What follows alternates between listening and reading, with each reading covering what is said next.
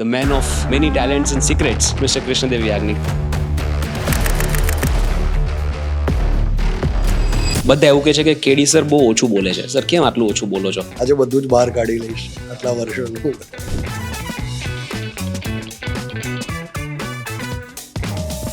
એક બહુ સરસ કિસ્સો છે તમને.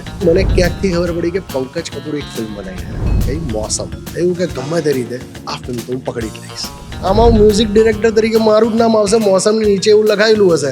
પંકજ કપૂરની ઓફિસ પર મેં આટા ફેરા મારવાના ચાલુ કર્યા. કોઈ અંદર ના જવા દે, મળે નહીં. હવે એક દિવસ હું જતો તો એમના ઘર તરફ અને એમની ગાડી બહાર નીકળતી. હું આ તો હું પકડી જ લઈશ. ગાડી જાય છે, હું પાછળ જઉં છું. એક સિગ્નલ પર ગાડી ઉભી રહી એટલે મેં બાઇક બાજુમાં લીધું અને મેં સીધું વિન્ડોઝને લોક કરી. અને પંકજ કપૂરે વિન્ડો ખોલી અને મેં ઉપરના ખિસ્સામાંથી આમ સીડી કાઢી. સર ये मैं म्यूजिक डायरेक्टर हूँ, गाने बनाता हूँ. This is not the way.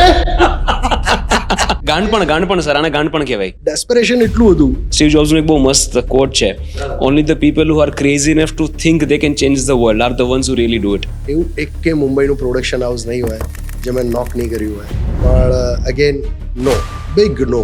ત્યારે મને રિયલાઇઝ થયું કે એક નામ હોવું તમારી પાછળ જરૂરી છે. બટ સર, ક્રિએટિવ એક્સપ્લોરેશનમાં જ્યારે કામ ન મળતું અને મહેનત ચાલુ હોય ત્યારે એકવાર એવી ફિલિંગ આવે કે યાર મારા દિવસો બહુ અનપ્રોડક્ટિવ જાય છે એન્ડ ધેટ રિયલી હર્ટ્સ. હું મીટરમાં જોઈને બોલું કેડી એક દિવસ તારો દિવસ આવી જશે. એ દિવસો કેવી રીતે પાસ થયા છે મને ખબર છે કે એ તમારો દિવસ ના નીકળી શકે. અહીંયાથી એક ટર્ન પોઈન્ટ એવું આવે છે.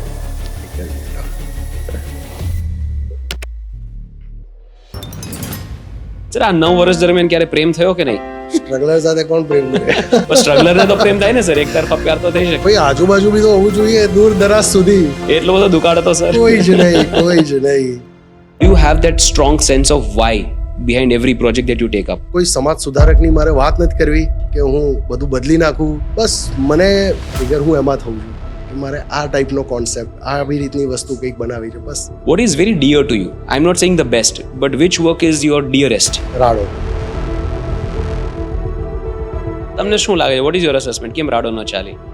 આ ગુજરાતી ફિલ્મ ઇન્ડસ્ટ્રી રિવાઇવ થઈ એને 12-13 વર્ષ થઈ ગયા. હજી ઘણી બધી ફિલ્મ્સ એવી છે જે ચાલતી નથી અને it is one of the most struggling art forms in Gujarat compared to let's A concert economy જોઈ લો કે ઇવન ગરબા તમે જોઈ લો, એના કરતાં ફિલ્મ્સ સ્ટ્રગલ. વાય? એક તો જે મેકર્સ છે ઓ તો એટલીસ્ટ આ એક ઘટના ઓછી થઈ જાય.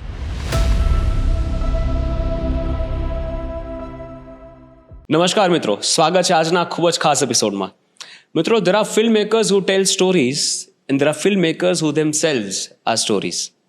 ઘણા બધા એવા ફિલ્મમેકર્સ હોય છે જે વાર્તાઓ કહે, એમનું કામ જ વાર્તાઓ કહેવાનું હોય છે, પણ ઘણા લોકો પોતાની વાર્તા એવી રીતે કહેતા હોય છે કે એ પોતે એક સ્ટોરીની જેમ, એક વાર્તાની જેમ ડિસ્કસ થતા હોય એ ફિલ્મોના સર્કલમાં. આજે આપણા જે ગેસ્ટ છે કંઈક એવા જ છે. મિત્રો, ઘણા બધા ઇન્ડસ્ટ્રીમાં પોતાનું કામ કરતા હોય છે, પણ ઇન્ડસ્ટ્રીમાં કોન્ટ્રીબ્યુશન એવું કરવું કે જેનાથી ઇન્ડસ્ટ્રીમાં પેરાડાઇમ શિફ્ટ આવે, ઇન્ડસ્ટ્રી બદલે, એક લેવલ ઉપર જાય, આવું કામ બહુ ઓછા લોકો કરી શકતા હોય છે.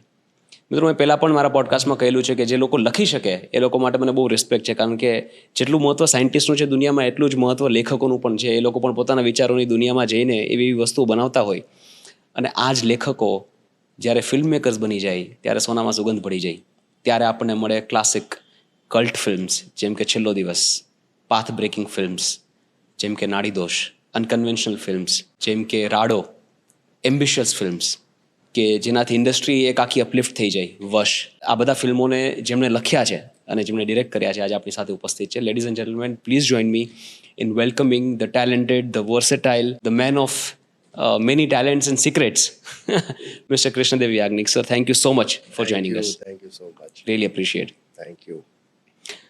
સર, આપણે નોર્મલ સવાલોથી શરૂઆત નથી કરવી. હા. જર્નીની બધું તો આપણે ડિસ્કસ કરીશું, પણ મેં જેટલા સાથે વાતો કરી છે ઇન્ડસ્ટ્રીમાં તમારા વિશે, બધા એવું કહે છે કે કેડી સર બહુ ઓછું બોલે છે. સર, કેમ આટલું ઓછું બોલો છો? એવું છે કે મારું કામ બોલ છે, મારે બોલવાની જરૂર નથી, મારી ફિલ્મો બોલ છે. હું થોડો કેમેરા કોન્શિયસ છું, થોડું બસ એટલા માટે અવોઇડ કરું છું, બસ બીજું કશું છે. અરે સર, કેમેરાની વાત નથી, તમારા બહુ ખાસ મિત્ર એવું કહેલું છે કે મને એવું કહી દીધું હતું કેડીભાઈએ કે ભાઈ તું તારી ઓફિસ નીચે કરી લે, કારણ કે આપણે આખો દિવસ સાથે હોય, મને ડિસ્ટર્બ થાય છે, મને મારી ક્રિએટિવ સ્પેસ થોડી અલગ જોઈએ. હા, કરેક્ટ. એ વૈશાલ સાથે જ્યારે એટલે એનું કામ ચાલુ હોય પ્રોડક્શનનું ના હાથે, રાઈટ, અને સતત બધી મીટિંગ ને પછી અમે ઓફિસ ઉપર નીચે કરી નાખી, ત્યાં હું રાઇટિંગનું કામ કરું રાઈટ. બસ. બટ સર આજે બોલવું પડશે પ્લીઝ. ના બિલકુલ, મહેરબાની બોલવા જ કરી. આવ્યો છું અને આજે બધું જ બહાર કાઢી લઈશ. વાહ ભાઈ વાહ. વર્ષોનું. વાહ, really looking forward to it. Sir એક બેઝિક સવાલથી શરૂઆત કરીએ. What makes a good film maker? શું હોવું જોઈએ સારા ફિલ્મ મેકરની અંદર? બેઝિક બેર મિનિમમ. આ વિઝન, કંઈક નવીનતા. તમે કોઈક સીન ક્યાંક જોયો છે, હવે એ જ સીન મેં અહીંયા જોયો છે એટલે ફરીથી હું અહીંયા એપ્લાય કરી દઉં તો કદાચ આપણે બિઝનેસ કરીએ છીએ. પણ એની જગ્યાએ કે આ કોઈએ નથી જોયો અને એ સીન હું લાવું છું તો કદાચ એ એક રાઇટરની બેઝિક આટલું હોવું જોઈએ રાઈટ. કોઈ બી મેકર્સમાં. રાઈટ. તમે જેટલી ફિલ્મો બનાવી બધી તમે જ લખી છે, હા. રાઈટ? એટલે બીજા કોઈના લખાણ પણ વિશ્વાસ નથી કે પછી પૈસા બચાવવાના છે? ના ના ના ના, એવું નથી. Just kidding. એટલે જ્યારે લખવા બેસું કે ત્યારે એ થાય કે ઓકે આ જે લખેલું છે બરાબર, તો એ લખતી વખતે જે એક સીન કે કઈ રીતે હું શૂટ કરીશ આ બધું એક ધ્યાનમાં આવતું હોય. રાઈટ. બરાબર. તો બસ એટલે એનું કોઈ એ છે નહીં કે આ રાઇટરે લખેલી સ્ક્રિપ્ટ એ હું ના કરું. રાઈટ. કરી જ છે ડેની જીગર, એક બીજા રાઇટરે લખેલી, અચ્છા. છેલ્લે એન્ડમાં મેં કમ્પ્લીટ કર્યું હા હા, અને પછી અમે બંને સાથે લખી. બરાબર. બસ એ એક ફિલ્મ હતી કે જે કોઈકે લખેલી અને મેં ડિરેક્ટ કરી, પણ એમાં હા 50-50% કહેવાય કે મેં બી મારું બી હતું જ એમ. રાઈટ. સર તમારી ફિલ્મ્સમાં કન્વિક્શન જોવા મળે કે એક અલગ સબ્જેક્ટ હોય, આ સબ્જેક્ટને કયા લેવલ સુધી લઈ જવો, એની જે એક્સ્ટ્રીમનેસ હોય, એની જે to the extent that you can go as a creative person, તો એમાં મને બહુ કન્વિક્શન જોવા મળે. જેવી રીતે છેલ્લો દિવસ એ સમયે બહુ નવીન વસ્તુ હતી ઇન્ડસ્ટ્રી માટે. ત્યાર પછી બીજું જ ફિલ્મ તમારું, રાઈટ, કરશન દાસ. હવે એ ફિલ્મ તો એવી હતી કે કન્વેન્શનલી કોઈ વિચારે જ નહીં આ બનાવવાનું, એ સ્ટોરી વિશે કોઈ એવું વિચારે નહીં. રાડો લઈ લઈએ તો રાડોમાં જે ડ્રામા જે બતાવ્યો છે, જે એક્શન બતાવી છે, જે ટોક્સિસિટી જે બતાવી છે, રાઈટ. સમીર રેડ્ડી વંગાએ તો હમણાં કર્યું એનિમલ સાથે, આપણે રાડો પહેલાં કરી દીધું છે. રાઈટ. તો મને એમાં કન્વિક્શન દેખાય છે, વશમાં કન્વિક્શન દેખાય છે કે પેલો જીભવાળો સીન છે, મેં હિન્દીમાં પણ આવું નથી જોયું, રાઈટ. તો આવું કન્વિક્શન ક્યાંથી લાવો છો?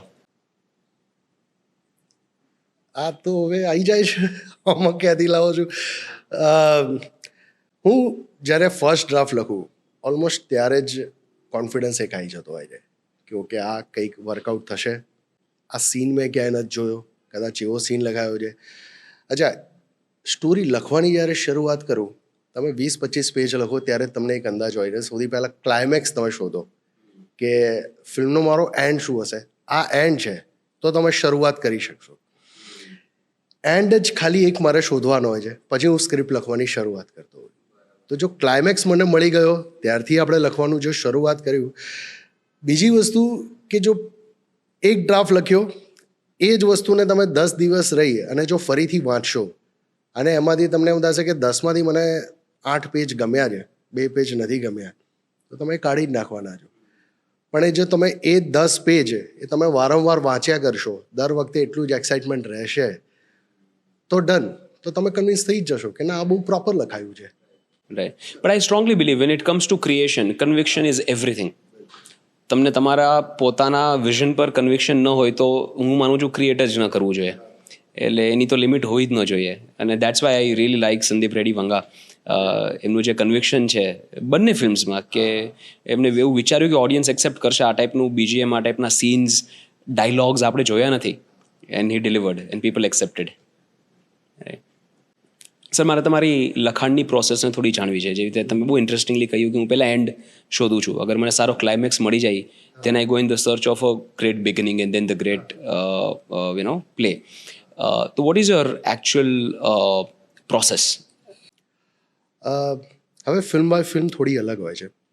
હું મારી પહેલી ફિલ્મની વાત કરું તો એ બનાવતા પહેલાં ઓબ્વિયસલી ઘણા લોકો બધી ફિલ્મો જોતા જ હશે, તો મેં બહુ જ બધી ફિલ્મો જોયેલી છેલ્લો દિવસ બનાવતા પહેલાં. અને એ બી ગાઈડન્સના હિસાબે કે જેટલું વધારે જોશો એટલું વધારે લખી શકશો, કે મગજ ખુલશે. બરાબર. તો એક વસ્તુ ખાલી ઓબ્ઝર્વ કરી કે તમે કઈ ફિલ્મ રિપીટ મોડ પર જોવો છો. તો જેમ બોર્ડર આવશે તો તમે જોવા બેસો, હું તમને એમ પૂછું કે બોર્ડરની સ્ટોરી શું, તો તમે એમ કહેશો કે કોઈ સ્ટોરી જ નથી. ઇન્ડિયા પાકિસ્તાનની લડાઈ થઈ રાઈટ અને ઇન્ડિયા જીતી ગયું. રાઈટ તમે ચોથી વાક્ય નહીં આણે આટલી ગોળી છોડી, અહીંયાથી આવા 2 બોમ્બ ગયા, પેલા લોકો પીછો કરતા હતા, રાઈટ આવું કંઈ જ નહીં મગજમાં આવે. કેમ કે સ્ટોરી જ નથી ફિલ્મમાં, એ છે ખાલી ને ખાલી સ્ક્રીન પ્લે.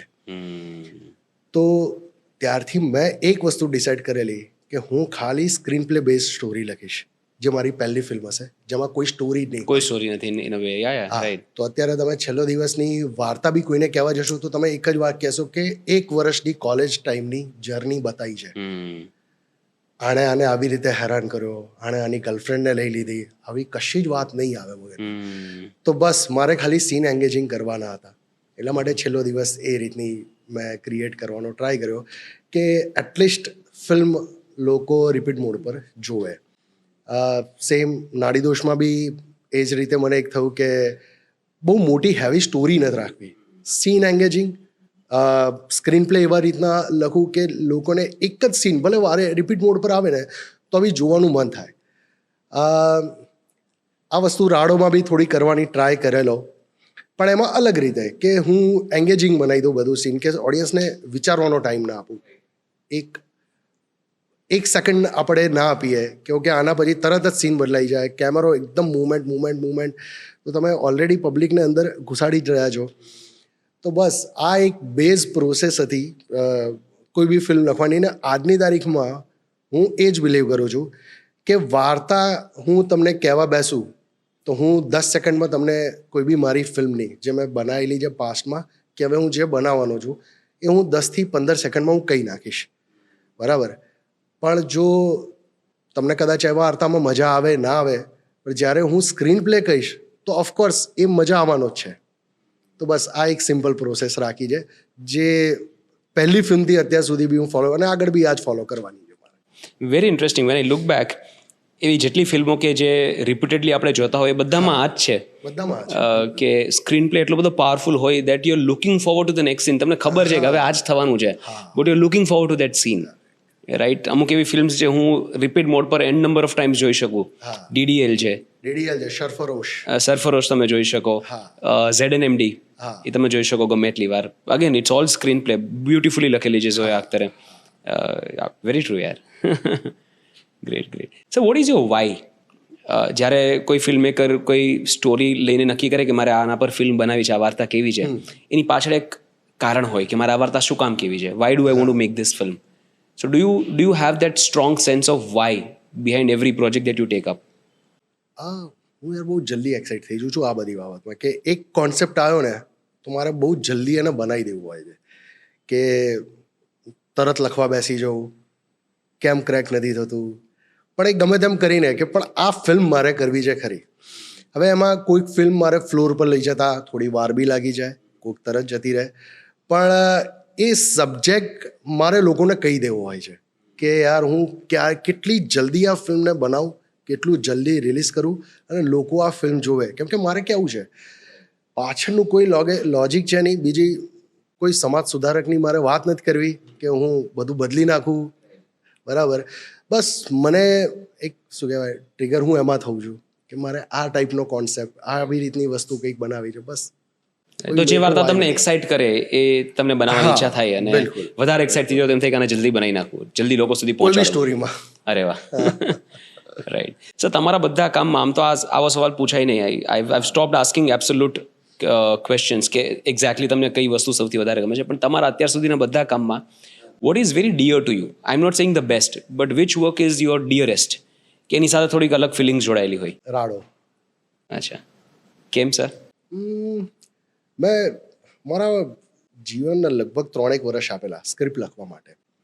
હા, એવું નહોતું કે સવારથી સાંજ સુધી હું રાડો લખ્યા કરતો હતો, પણ એટલીસ્ટ કેમ કે આટલી બધી સ્ટોરી હતી તો મેં એક વસ્તુ નક્કી કરેલી કે હું ખાલી 2 કલાક રાખીશ રાડોના. સવારે 8 થી 10 હું રાડો લખીશ, પછી કોઈ બી સ્ટોરી જે ઘરબાર બી ચલાવવાનું છે તો હું બીજી બધી સ્ટોરી એની સાથે સાથે પેરેલલ કરીશ.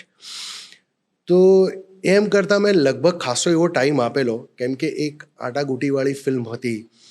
તો જ્યારે લખવાની સ્ટાર્ટ કરી તો જે CMનું કેરેક્ટર છે તો એ પહેલાં શું કરતા હશે, પછી શું કરતા હશે, આ બધું ડિટેલમાં જ્યારે લખવાનું ચાલુ, તો જેટલા બી કેરેક્ટર છે ને બધાની ઘણી લાંબી સ્ટોરી, એટલીસ્ટ એક સવા કલાકની મેં સ્ટોરી લખેલી, સ્ટોરી બોર્ડિંગ કરેલા બધા, એક સોફ્ટવેરથી બધું મંત્રીને એવી રીતે.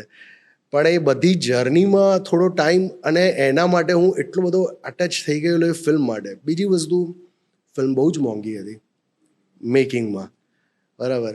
તો એવું બી નહોતું કે કોમ્પ્રોમાઇઝ કરીને 2 પૈસા આમ તેમ કરીને હું બજેટ ઓછું કરીને ફિલ્મ બનાવી દઉં. જેટલા લાગવાના હતા એટલા લાગવાના જ હતા. તો એક પ્રોપર ફાઇનાન્સર, હવે એ જે તડપ હતી કે ત્યારે મને આટલી મોટી ફિલ્મ માટેના ફાઇનાન્સર મળવા, આ બી થોડું એક ટાસ્ક હતો.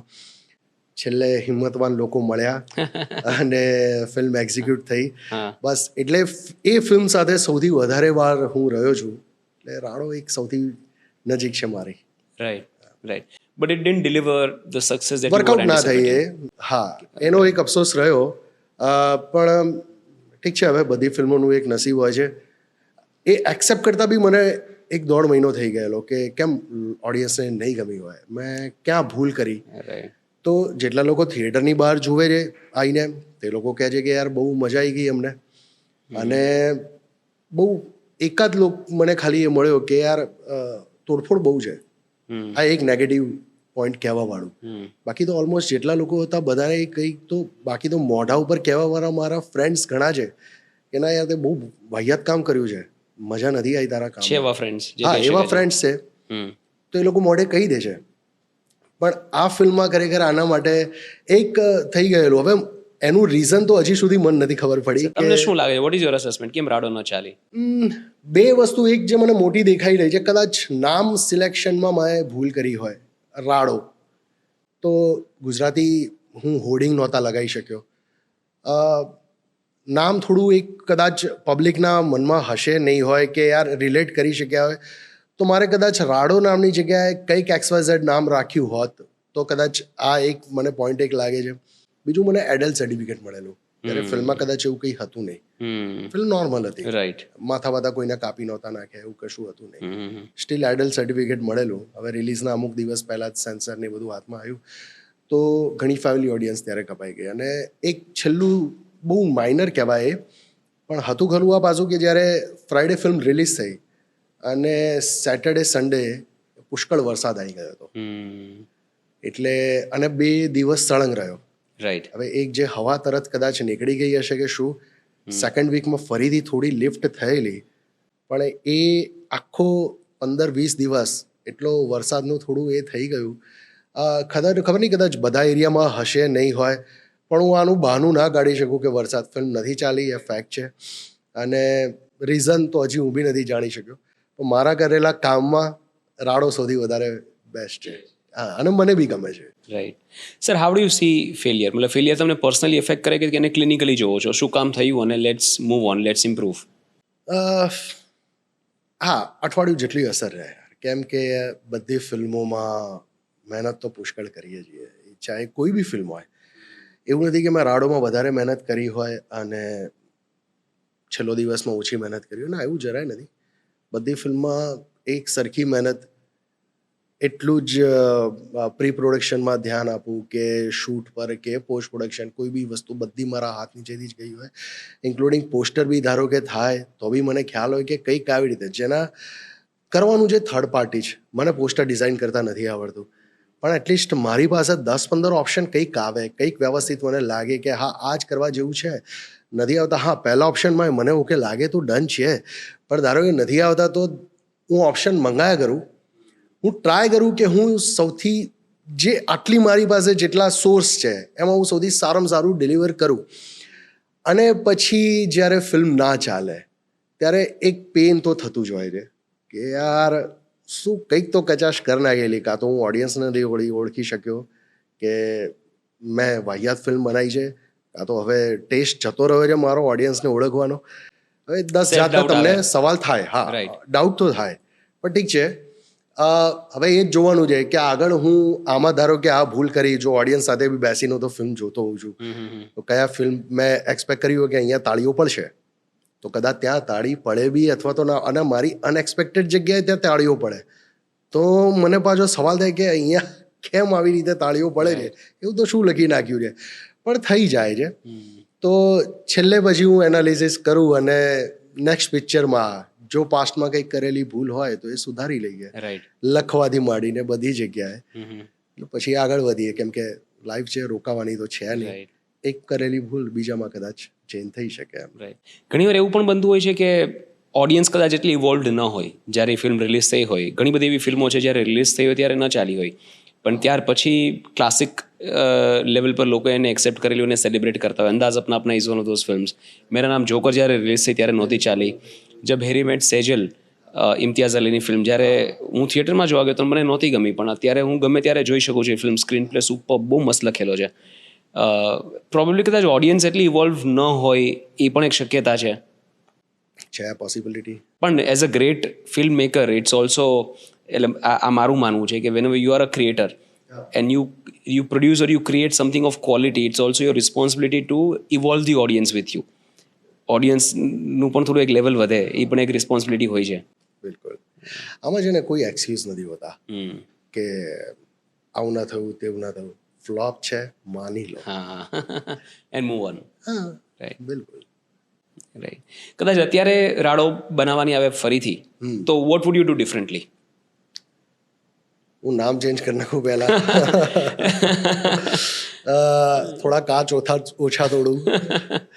બાકી તો ના, બાકી હું એઝ ઇટ ઇઝ જ ફિલ્મ બનાવું. મને નથી લાગતું કે ક્યાંય મેં એ ફિલ્મમાં ક્યાંય મિસ્ટેક હોય, મને નથી દેખાતી. હવે એ તો મારી ફિલ્મ છે, મારો પોઈન્ટ ઓફ વ્યૂ છે, પણ કોઈક સુપિરિયર, મારાથી ઉપર કોઈક માણસ હોય, ડિરેક્ટર હોય, જે કંઈક પોઈન્ટ આઉટ કરીને કે અહીંયા નથી મજા આવી, આ ઓડિયન્સ માટે તે ખરાબ કર્યું, કે આ સીન બરાબર નથી લીધો, તો કદાચ હું એને જોઈ શકું. બાકી ઓડિયન્સ સાથે બેસીને બી જોઈ છે, એના પછી બી મેં એકલા બેસીને બી જોઈ છે કે કઈ જગ્યાએ ભૂલ થઈ. બધા તાંતળા સેટ છે, બધી કેરેક્ટરના એન્ડ છે, આટલા ડ્રાફ્ટ લખ્યા છે, બધું ડન છે. સ્ટોરી બોર્ડ બનાવેલી, શૂટ થયેલી, કશું જે સ્ટોરી બોર્ડમાં હતું એ જ એડિટ કર્યું છે. એડિટમાં નવી બહાર આવી હોય એવી બી ફિલ્મ નથી.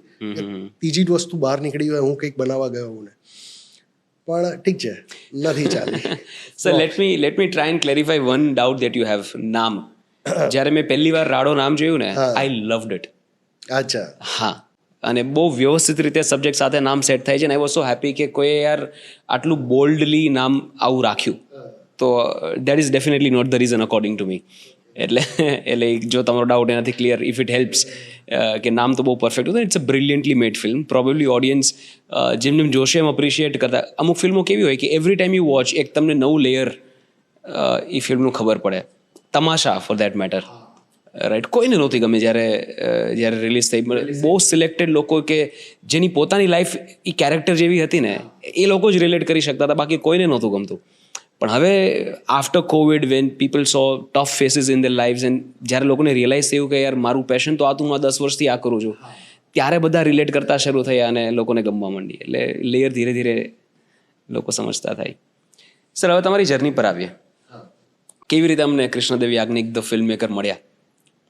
Watts the back story? Back story, હું નાનો હતો ત્યારે ગિટાર વગાડતો હતો, બરાબર. અને ગિટારના ટ્યુશન લેવા, થોડો મોટો થયો, લગભગ 10th 12thની આજુબાજુ, તો ત્યારે ગિટારના ટ્યુશન લેવા હું મુંબઈ અપડાઉન કરતો હતો. અહીંયા શીખતો હતો જ, દર 15 દિવસે મુંબઈ જવું આવું. એક ટાઈમ એવો આવ્યો, કોલેજ પાસ આઉટ કરીને બધું, ત્યારે બેન્ડ ને બધું અહીંયા મારું ચાલુ હતું. એ ટાઈમે ગુજરાતમાં બહુ જૂજ ગિટારિસ્ટ, જેમાં હું એક હતો. અને બેસણાથી લઈને બધી જ જગ્યાએ મેં ગિટાર વગાડ્યું છે. તો અહીંયા સંજય ઓઝા સાથે હું નવરાત્રિમાં ગિટાર વગાડવા જતો હતો, અને એ રીતનું મારું વ્યવસ્થિત ચાલતું હતું. જર્ની સ્ટાર્ટ થઈ મુંબઈ ગયા પછી એકચ્યુઅલીમાં. અને તો મારે બનવું હતું મ્યુઝિક ડિરેક્ટર. હવે કોઈ જ ફેમિલીમાં 7 પેઢી આમ કોઈ જ ફિલ્મ લાઈનમાં છે નહીં, રાઈટ. એટલે મારે જ બધું વર્કઆઉટ કરીને જોવાનું હતું કે હું કઈ રીતે કઈ જગ્યાએ અપ્રોચ કરું. તો પહેલી વસ્તુ તો તમે જ્યારે નવા ગયા હોય, કોઈ ગાઈડન્સ ના હોય, તો તમને ખબર ના હોય કઈ રીતે અપ્રોચ કરવાનો હોય, રાઈટ, બરાબર. તો જેમ કે મને ખબર છે, હું પહેલું જ પ્રોડક્શન હાઉસ જે મેં એટેમ્પ કરેલું એ સતીશ કૌશિક સરનું હતું. તો સીધો પ્રોડક્શન હાઉસમાં ગયો, ત્યાં રિસેપ્શનિસ્ટ પર કોઈ બેન્ડ બેઠેલા, ત્યાં સતીશ સરને મળવું છે મારે. कौन कहाँ से आए? हाँ नहीं सर को मिलना है, मैं म्यूजिक बनाता हूँ. तो अरे नहीं ऐसे सर किसी को नहीं मिलते. हाँ ठीक है तो आप बोलो, मैं तब आता हूँ ना. नहीं How आप innocent. जाइए, मैं बोलता हूँ मैं नंबर दे दो आपका, मैं आपको कॉल करूँगा, कॉल करके आऊँगा. हाँ પછી ત્યાં આવી રીતે જ બે ચાર જગ્યાએ ધક્કા ખાધા, ખબર પડે કે ડાયરેક્ટ તો ભાઈ કોઈ મળવાનું નથી આપણા માટે, રેડ કાર્પેટ તો કોઈ નથી કે સીધો હું જઈશ ને એ જે તે માણસ મને રાઈટ મળી જશે એમ.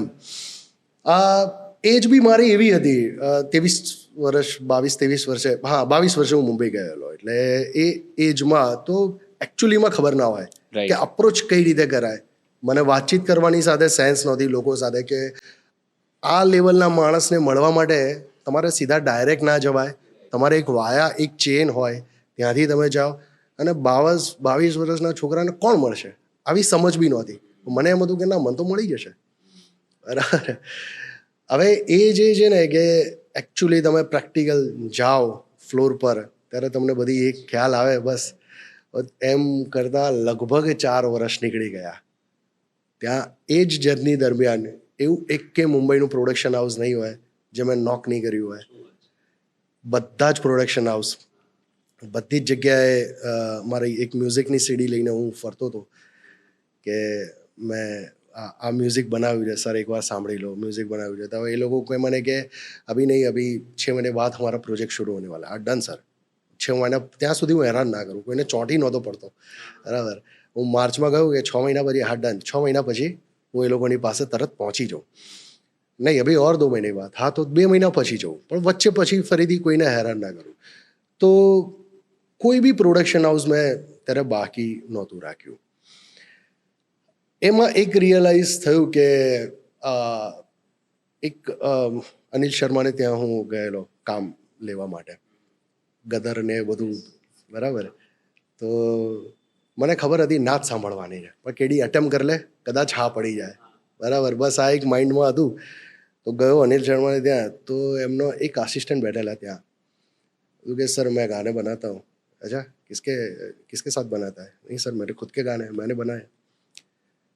तो ये कि इधर 20 साल फ्रस्ट्रेटेड मानस हो, तो 20 साल से इधर ही बैठा हूँ, असिस्ट कर रहा हूँ, टाइम आने का वेट कर रहा हूँ. तू कल का आया, तेरे को काम चाहिए, चल. मैंने कही દીધું. તો મને પહેલી વાર ત્યારે રિયલાઇઝ થયું, આ લગભગ મુંબઈ ગયાના 3-4 વર્ષ પછીની વાત છે, ત્યારે મને રિયલાઇઝ થયું કે એક નામ હોવું તમારી પાછળ જરૂરી છે. જો હું ત્યાં કોઈને કહીશ કે મેં આને અસિસ્ટ કર્યું છે, આને અસિસ્ટ કર્યું છે, તો કદાચ કોઈક મને બેસાડશે. That you realized after 3-4 years. હા, ત્યાં સુધી તો કોઈ અંદાજો નહીં કે હા હું જઈશ ને મને કોઈ કામ આપી દેશે. Right. પણ સરપ્રાઈઝ હું ત્યાં હતો કે ચલો કામ આપે નહીં એ વસ્તુ, કે એટલીસ્ટ લોકો એકવાર ગીતો સાંભળે અને પછી રિજેક્ટ કરી નાખે. હા ડન, તો હું એક્સેપ્ટ કરું કે મેં વાહિયાત ગીતો બનાવ્યા છે, પણ સીડી સાંભળતા બી નહોતા. હવે રીઝન ખબર નહીં, બધા બિઝી હશે, ઠીક છે. તો ફરીથી ક્યાં હતો હું, સોરી, પેલા ભાઈએ ના પાડી દીધી તમને હા કે કલ કા આયા તું બસ. કામ चाहिए. હા તો મને એક સાઈડ, હા બીજી સાઈડ મને થયું કે હું કોઈ મોટા મ્યુઝિક ડિરેક્ટરને અસિસ્ટ કરીશ. હા એન્ડ દેન કંઈક એ લોકો સાથે હું ધારો કે કામ કરી લઉં અને કોઈકનું નામ મને મળી જાય, તો હું 1-2 વર્ષ રહીને ક્યાંક એવું કહી શકીશ કે મેં આને અસિસ્ટ કર્યા છે. પછી વારો આવ્યો બધા મ્યુઝિક ડિરેક્ટરનો. તો પ્રીતમ છે, અન્નુ મલિક છે, જતીન લલિત, જેટલા બી સારા મ્યુઝિક ડિરેક્ટર, બધાના સ્ટુડિયો પર આંટા મારવાનું શરૂ. જતીન એટલે બધાને અન રેગ્યુલર બેઝ પર. બરાબર. બધાને હું મળ્યો બી ખરો, બધા હા મળ્યો બી ખરો. બધા આ લોકો મળતા હતા કે સર मैंने गाने बनाया, हाँ ठीक है मैं सुन लूंगा, सर आपको असिस्ट करना है, अरे यार टीम देख. બરાબર. કોઈ જ જગ્યાએ વેકેન્સી કે આ તે કશું નહોતું. હવે જતીનજીના સ્ટુડિયોમાં એક વાર જતીનજી મને નહોતા મળે એકે વાર. અને ત્યારે એવું થયેલું કે જતીન લલિત છૂટા પડેલા. તો એમાં મોટા ભાઈ હતા લલિતજીને ત્યાં બી ટ્રાય કરેલો, જતીનજીને બી ત્યાં બી. જતીનજીના સ્ટુડિયોની એક્ઝેક્ટ બહાર જગ્યા છે નાની એવી, ત્યાં હું સુટ્ટો મારતો હતો અને ત્યાં જ જતીનજીની ગાડી આવીને ઊભી રહી. अरे तो दौड़ता गयो जतिन जी पास है कि सर मैं गाने बनाता हूँ, मैं आपको असिस्ट करना चाहता हूँ. तो अच्छा गाना बनाता है, हाँ ठीक है. તો સ્ટુડિયો पे આગે મિલના. સર હું આવું છું, 2 વર્ષથી આવું છું, પણ ત્યાંથી મને રિસ્પોન્સ નથી આવતો, કોઈ જવાબ નથી આપતો. હા ઠીક है कल आजा मैं बोल दूंगा. હવે એકચ્યુઅલીમાં જોવાનું જોગ એવું થયેલું કે 15-20 દિવસ પહેલાં જ એમનો કોઈ આસિસ્ટન્ટ ક્યાંક બીજા કામ માટે જતો રહેલો ને એ જોતા હતા જ.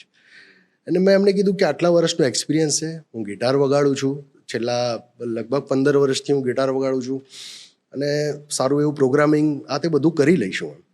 જતીનજીએ કીધું ડન, આવી જા તું કાલે. બીજા દિવસે ગયો, એક ગીત સંભળાવ્યું, ચાટ લે કિસકા મેં લખી નાખ્યું, કેમ કે આટલા બધા ગરબા લખ્યા હોય તો એ વસ્તુ મારા માટે બહુ ઇઝી હતી, જે એ મને ઇઝી લાગી. તરત મેં લખીને એમને આપી દીધું. એમણે કીધું કે ઠીક હે, તું અભી ये अपने गाने हैं थोड़ा उसका देख अरेंज कर या તે બરાબર.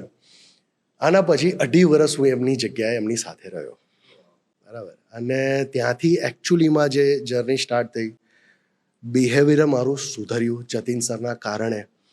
જતીનજીને ત્યાં સારા એવા મોટા ડિરેક્ટર્સ આવે, સારા એવા મોટા એક્ટર્સ આવે, એમની સાથેની જે વાતચીત, હું કશું જ બોલતો નહોતો, ચૂપ થઈ ગયેલો ત્યાં.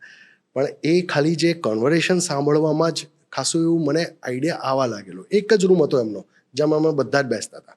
કંઈક એવી ઇમ્પોર્ટન્ટ હોય ને કેડી, એટલે હું સમજી લઉં બહાર નીકળી જાઉં, કંઈક એ લોકોને કંઈક અંદર ડિસ્કશન જે બી કરવું હોય. તો લગભગ 2-2.5 વર્ષ ત્યાં રહ્યો અને સાથે સાથે આ મ્યુઝિકનું બી એક મારું ચાલતું હતું. અહીંયાથી એક ટર્ન પોઈન્ટ એવું આવે છે, એક જ મિનિટ, કે જતીનજી જતા રહ્યા યુએસ.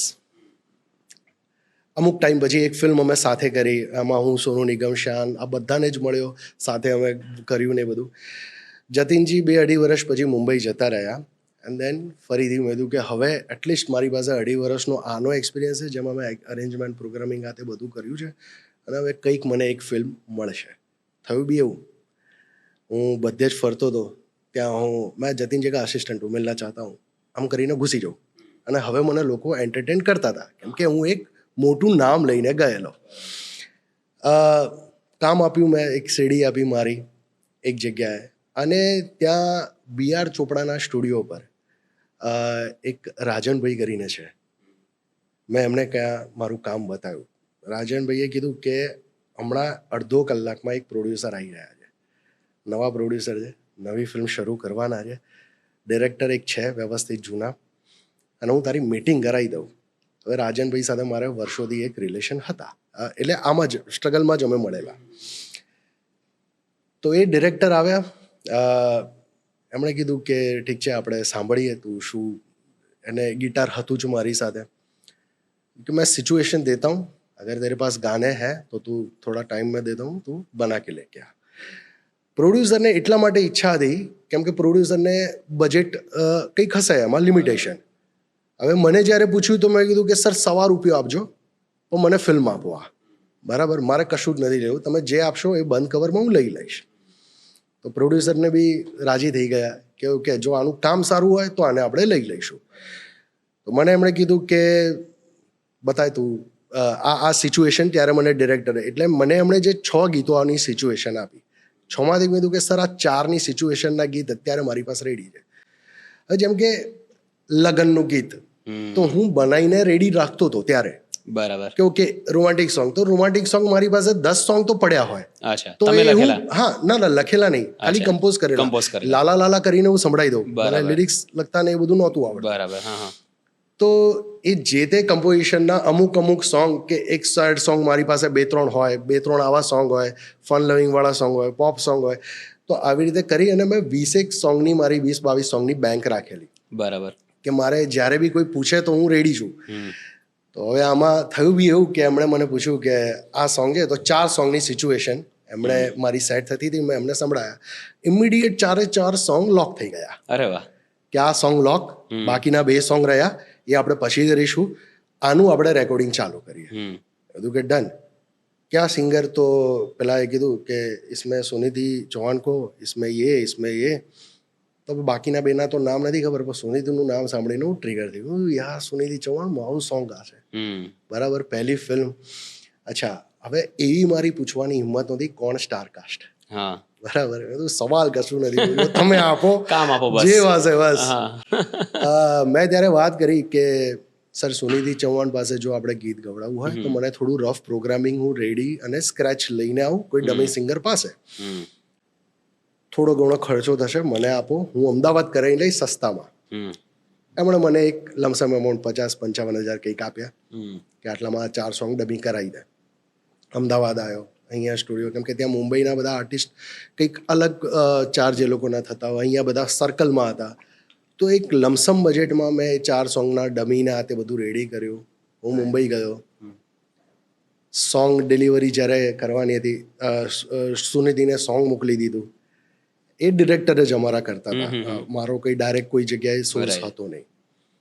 અને થયું એવું કે એક વીક પછી આપણે સ્ટુડિયો બુક કર્યો અને ત્યાં સોંગ સોનિધિએ ગાવાનું હતું. અને ત્યારે આ પ્રોડ્યુસરનો એક્સિડન્ટ થયો ઓહ અને કંઈક એનો બેકબોનમાં કંઈક પ્રોબ્લેમ થયો, કંઈક ખસી ગયો મણકો કે આવું કંઈક મેજર એક વસ્તુ થઈ ગઈ. કીધું કે અત્યારે તો કંઈ નહીં થાય. એમના જે માણસ એમની સાથે જે કામ કરતો હતો કે અભી થોડે ટાઈમ કે લીએ સબ કુછ રૂકા દિયા એમને. કીધું કે ડન સર, થાય એટલે વ્યવસ્થિત બધું મને કહેજો. ત્યાં સુધીમાં તો મેં બધે ઢંઢેરો પીટી નાખેલો ફ્રેન્ડ સર્કલમાં કે ફિલ્મ મળી ગઈ છે બોસ મને. અને એ બી કેટલા 5-6 વર્ષ થઈ ગયા મુંબઈ ગયા. હા હા ને પછી 1-1.5 મહિના રહીને ખબર પડી કે ફિલ્મ નથી કરતા. એમ કે પેલા ભાઈ લગભગ 6-1 મહિનાનો બેડ રેસ્ટ આવ્યો છે ઓહ અને હવે આ ફિલ્મ કોઈ દિવસ ફ્લોર પર નહીં જાય. એ જે ડિરેક્ટર હતા એમણે કોઈક બીજા પ્રોડ્યુસરને લીધા. ત્યાં એ ફિલ્મ બનવાની શરૂ થઈ. એ ડિરેક્ટરે કીધું કે આ છોકરાએ ઓલરેડી ગીતો બનાવ્યા છે.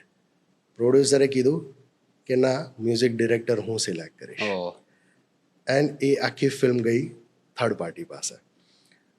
એ જે ડિરેક્ટર હતા મળ્યા મને કે જો કેડી બહુ પેલા મોકા આવશે, બરાબર, અપસેટ ના થતો, એક ફિલ્મ ગઈ તો ગઈ. મારી પાસે તો એક જ હતી અને એક્ઝેક્ટલી. હવે એવું એમને કહેવાય કઈ રીતે? એટલે હું શું બોલી શકો છો? હા ડન સર, ઓહ આપણે ફ્યુચરમાં તમારું કંઈ. હવે ડિરેક્ટરને બી એટલો પાવર નહોતો એ ટાઈમે કે જેટલા પ્રોડ્યુસરે સ્ટ્રોંગ હતા એટલા આ ભાઈ નહોતા. રાઈટ એટલે એમણે કીધું હવે ઘણી જગ્યાએ આવી રીતે ચાલતું હોય. હોય રાઈટ એટલે એ ફિલ્મ મારા હાથમાંથી જતી રહી. અને ત્યારે થોડું અઠવાડિયું જેવું એક અપસેટ થઈ ગયેલો હું.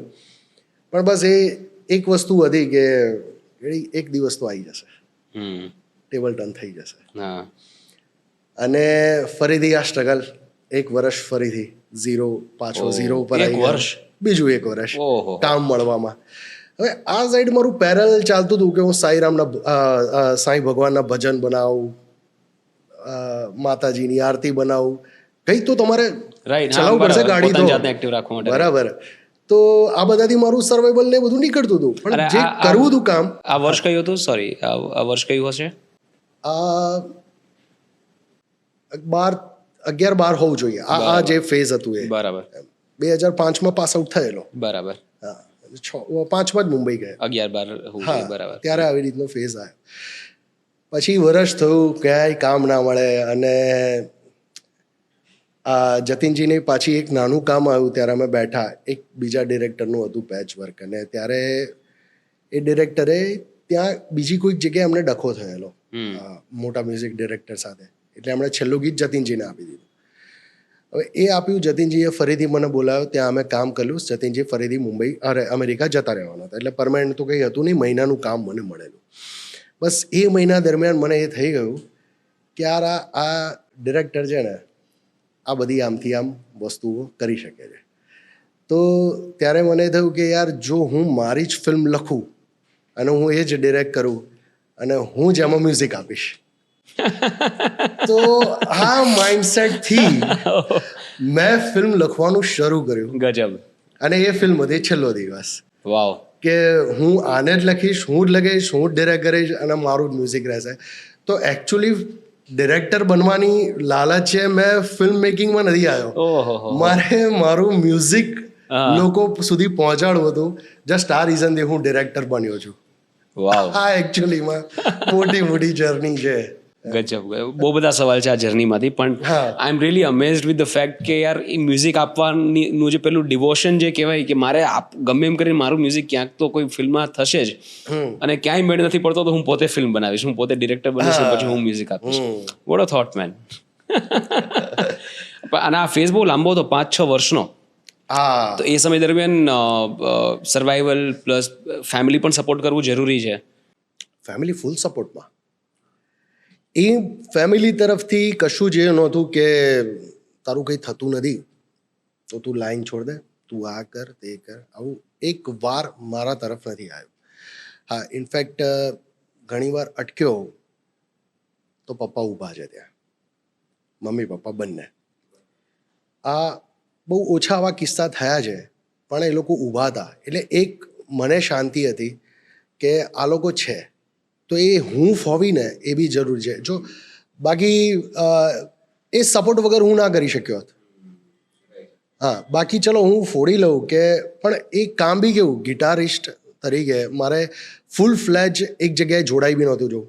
હા, ગિટારિસ્ટ બહુ જ સારું કમાય છે બરાબર, અને જે ટાઈમે હું ગિટાર વગાડતો હતો ત્યારે તો બહુ જૂજ લોકો હતા કે જે લોકો એઝ અ પ્લેયર એવી રીતે વગાડી શકતા હતા અને બહુ સારો ગિટાર વગાડતો હતો હું ત્યારે એકચ્યુઅલીમાં એમ કહેવા જવું તો. ખરેખર છે બહુ સારું વગાડતા હતા. હા, તો can we have the guitar please? અરે હવે આ તો આપણે એન્ડમાં કરીએ. Sir we have this surprise plan, આપણે એન્ડમાં કરીશું પણ ગિટાર મગાઈને રાખેલું છે. અરે બાપરે. Sorry sir, go on. Ya. હા, તો હા ત્યારે મેં એકવાર શીખવાનું જ્યારે હતું, જ્યારે ગિટાર મારે શીખવું હતું પ્રોપરલી, અમદાવાદના તો બધા ટ્યુટર હતા જ જેમની પાસે હું શીખ્યો, પણ જ્યારે મુંબઈ ગયો તો ટ્યુટર તો બધા હવે હું અમદાવાદ ના આવી શકું ને એવી રીતે, તો ત્યારે મેં ક્યાંકથી સોર્સ કાઢેલો એક ઈમુ દાદા કરીને જે અમદાવાદમાં જેમની પાસે ક્લાસિકલ ગિટાર શીખતો હતો. તો દાદાએ મને કીધું કે તું ત્યાં છે ને તું તારે ત્યાં શીખવું છે તો તું સુલતાન ખાં પાસે જા. યાર સુલતાન ખાન ક્યાં મને ઊભો રાખશે? દાદા કે જા તો કરો, એટેમ્પ તો કર. તો હું સુલતાન ખાન સાહેબ પાસે ગયો, ફોનો કર્યા કે સર ખાન સાહેબ થોડું શીખવું છે મારે તમારી પાસેથી. તો કે યાર વો સબ તો જમાના દોર બીત ગયા, તો બધું કહી દીધું મને. તો બી મેં એટેમ્પ ના છોડ્યો બરાબર, તો ગીવઅપ નહોતો કરતો. માણસ ભલે ના પાડે તો બી હું એટલીસ્ટ 6 મહિને રહીને, બહુ ત્રાસ પોકારી જાય એટલા બધા ફોલોઅપ બી ના લઉં, પણ એટલીસ્ટ 6 મહિને નમસ્કાર બસ ખાલી આટલો એક મેસેજ જતો રહે. આમાં ને એમાં વાતમાં હું એક દિવસ જતો રહ્યો ઘરે ગિટાર લઈને, બધું બહુ તો કાઢી મૂકશે આંધી વધારે કોઈ કશું નથી કરવાનું. હું ગિટાર લઈને પહોંચી ગયો ખાન સાહેબના ઘેર. અચ્છા તું આ ગયા, ઠીક હે, બજા કે દીધા ક્યાં બજાતા હે. ત્યારે હું જે પ્રેક્ટિસ કરતો તે થોડું મેં એમને વગાડીને બતાવ્યું ખાન સાહેબને. અને એમનો સન જે શાબિર, તો શાબિરભાઈએ કીધું કે એ બી એમના પપ્પાને પાસે ખાન સાહેબ કે ખાન સાહેબ इसको अपने शो के लिए કે હા ઠીક હે બાત કરતા હે. તરત જ સારંગી આવી, હાર્મોનિયમ આવ્યું, તબલા આવ્યા અને એ લોકોએ રિહર્સલ ચાલુ કરી દીધા. હવે રિહર્સલ નહીં, એ એકચ્યુઅલી કંઈક હું ગિટાર વગાડતો હતો ને ત્યાં જ ખાન સાહેબે કંઈક ગાવાનું ચાલુ કરી દીધું, જેને મેં ફોલો કર્યું. પછી હાર્મોનિયમ આવ્યું, આ તે બધું, અને એક મહેફિલ જામી. એ મહેફિલ અમે 3-4 કલાકે ઊભા થયા કમ્પ્લીટ કરીને. શાબિરે કીધું કે આપણા શો માટે આને વાત કરીએ, તો ખાન સાહેબે કીધું પરસો શો હે આ જાઓ. અને હું શીખવા ગયેલો, કટ્ટુ હું સીધો બેઠો છું ખાન સાહેબ સાથે સ્ટેજ પર, અને સુલતાન ખાન સાહેબ સાથે એક મેં શો કર્યો. પછી એકચ્યુઅલી મારો એક ગોલ નહોતો કે મારે અહીં, એટલે મારે એઝ અ પ્લેયર નથી કામ કરવું, મારે મ્યુઝિક કરવું છે, મ્યુઝિક ડિરેક્ટર બનવું છે. બસ એટલે માટે છે ને શોઝથી થોડું દૂર રહેતો હતો. એટલે અહીંયાના બી શોઝ છોડી દીધા, બધી જ જાતના બધા શો છોડી અને એમાં જતો રહ્યો. રાઈટ, બટ સર ક્રિએટિવ એક્સપ્લોરેશનમાં જ્યારે કામ ન મળતું હોય ને મહેનત ચાલુ હોય ત્યારે એકવાર એવી ફિલિંગ આવે કે યાર મારા દિવસો બહુ અનપ્રોડક્ટિવ જાય છે, એન્ડ દેટ રિયલી હર્ટ્સ. કે એક લેવલ પર ડિમોટિવેટ કરી દે કે યાર એક મહિનો આખો અનપ્રોડક્ટિવ જતો રહ્યો, મેં કાંઈ જ નથી કર્યું. એવી ક્યારે ફિલિંગ આવતી? બહુ જ એટલે એ ગિલ્ટ બહુ અઘરું હોય છે પચાવવું. એ દિવસો કેવી રીતે પાસ થયા છે મને ખબર છે કે એ તમારો દિવસ ના નીકળી શકે બરાબર. તમને એમ થાય કે ના યાર હું કરી લઈશ, એક દિવસ આવશે.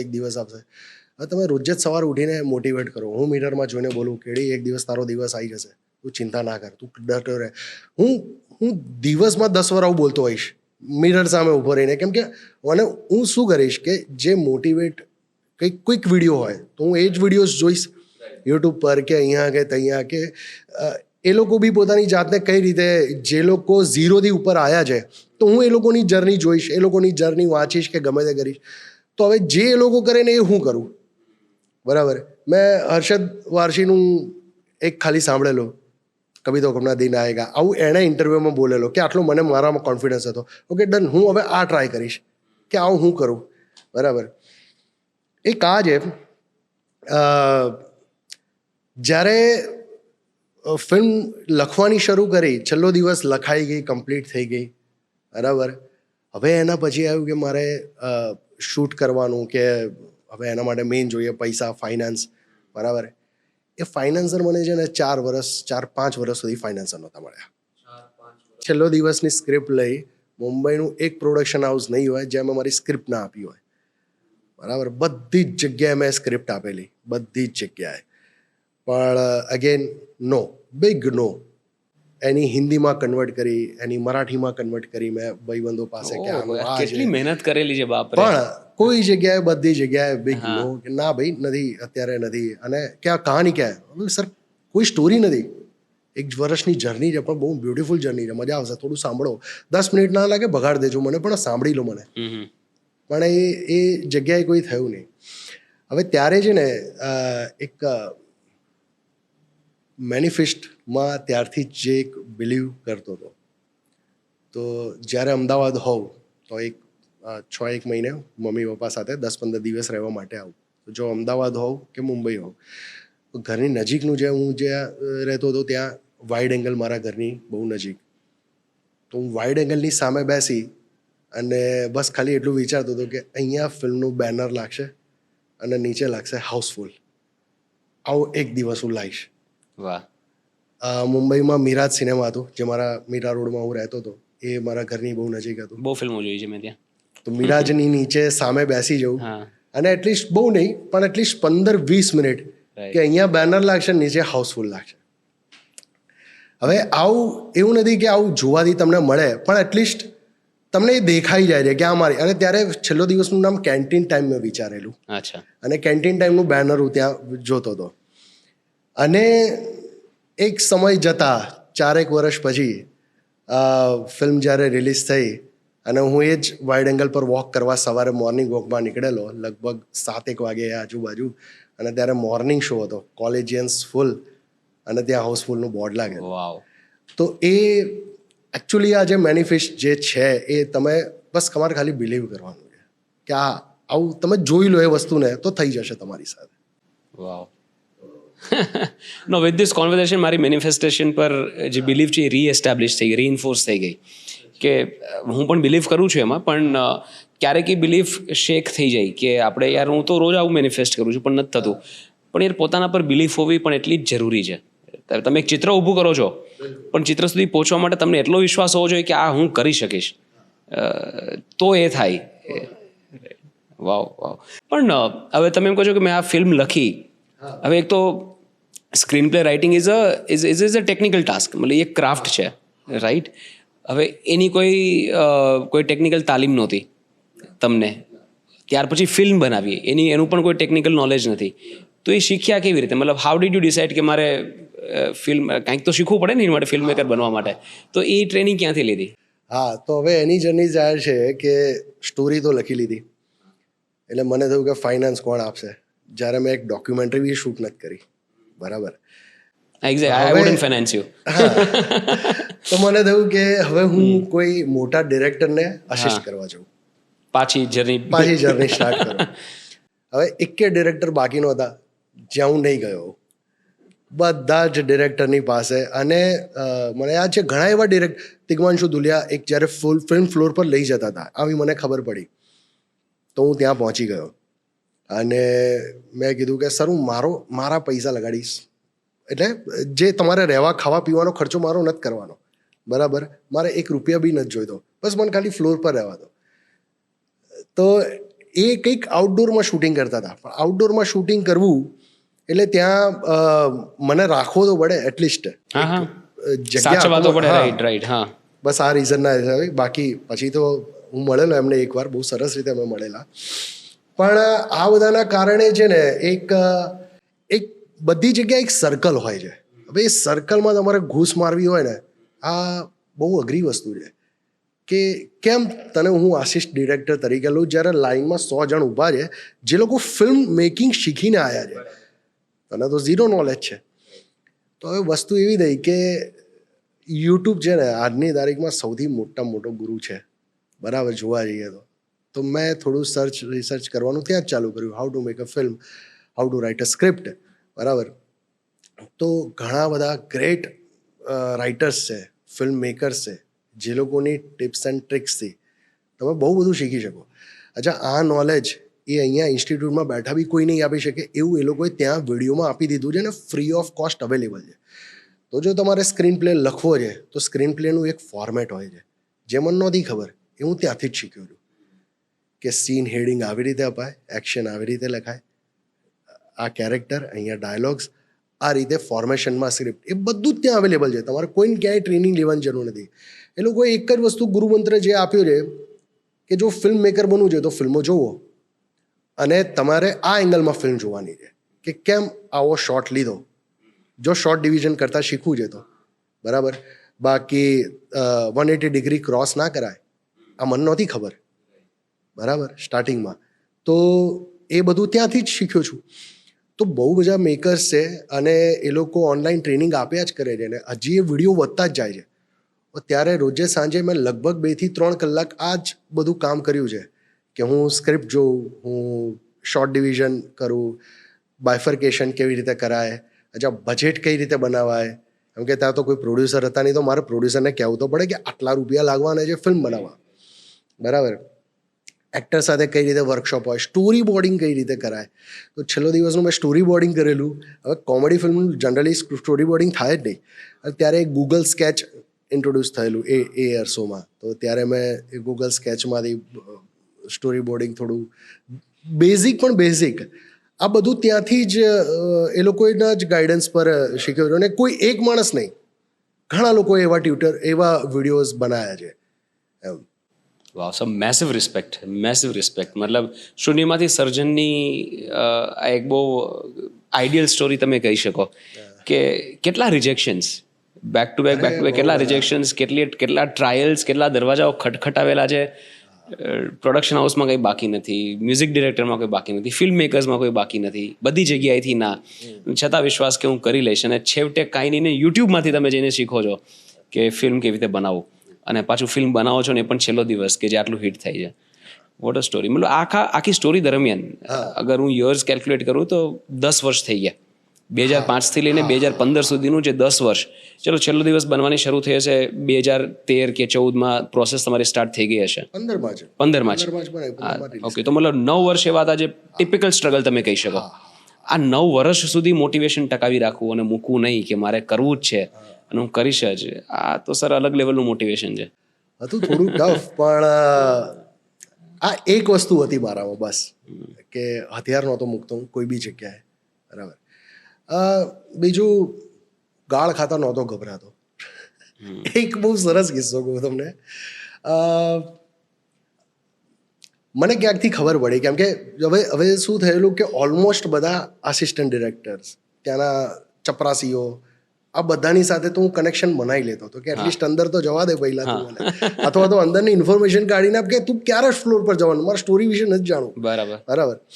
તો આવી રીતે મને ક્યાંકથી ખબર પડી કે પંકજ કપૂર એક ફિલ્મ બનાવી રહ્યા છે, કઈ મોસમ, બરાબર. તો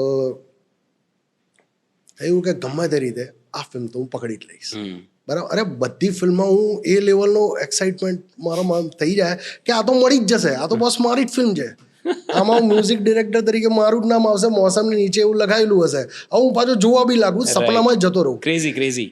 તો મોસમમાં પંકજ કપૂરની ઓફિસ પર મેં આટા ફેરા મારવાના ચાલુ કર્યા, બરાબર. કોઈ અંદર ના જવા દે, મળે નહીં.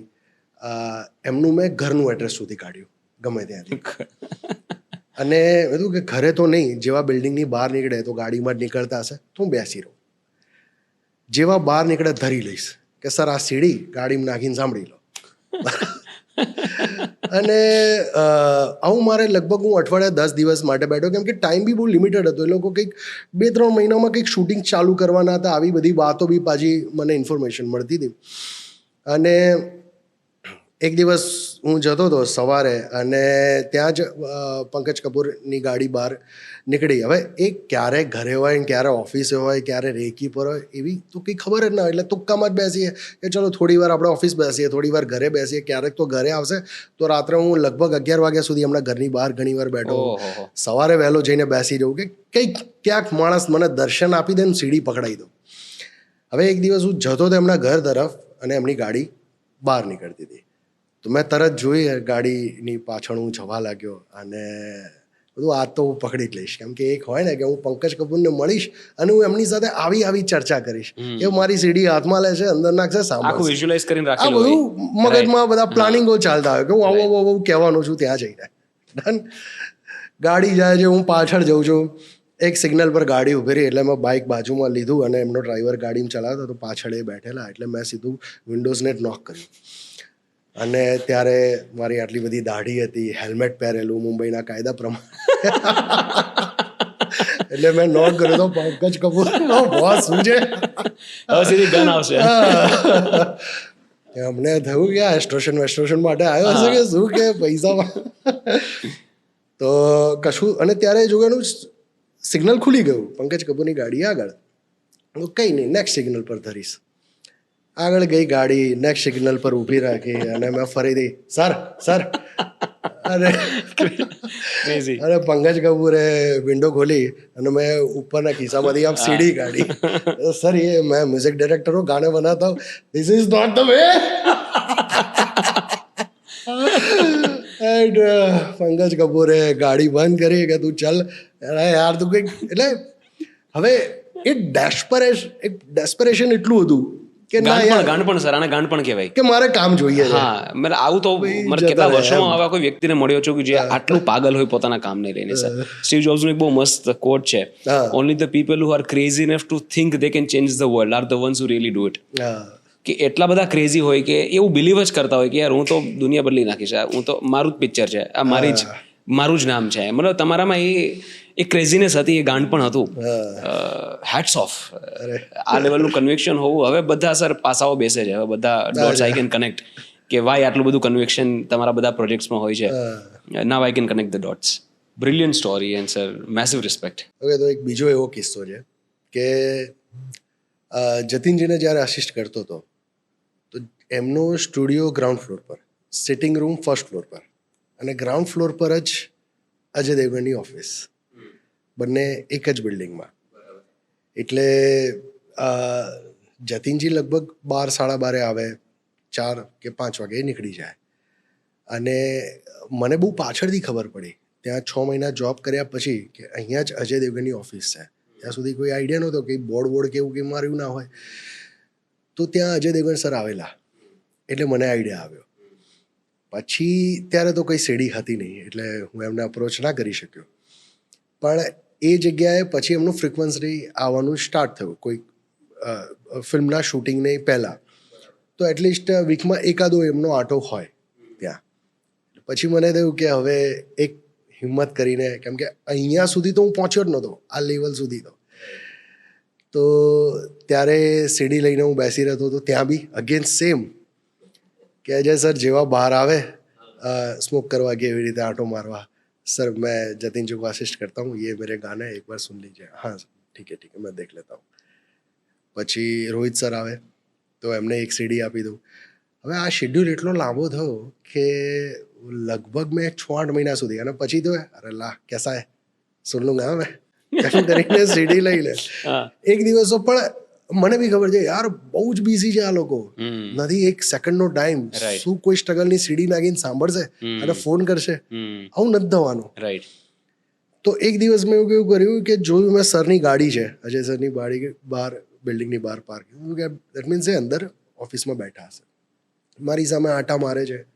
હું ત્યારે મેં એમને એકે વાર ના બોલાયા, દૂર બેસી રહ્યો, અને જેવા એ કારમાં બેઠા તરત જ હું દોડતો ત્યાં ગયો कि सर एक डाल के सुन लीजिए ना, थोड़ा आप घर जाते टाइम तो एक गाना तो सुन ही लेंगे. ठीक है मैं कर लेता हूँ. લઈ લીધું. કોઈ દિવસ કોઈ તોછડાઈ કશું જ નહીં આતે.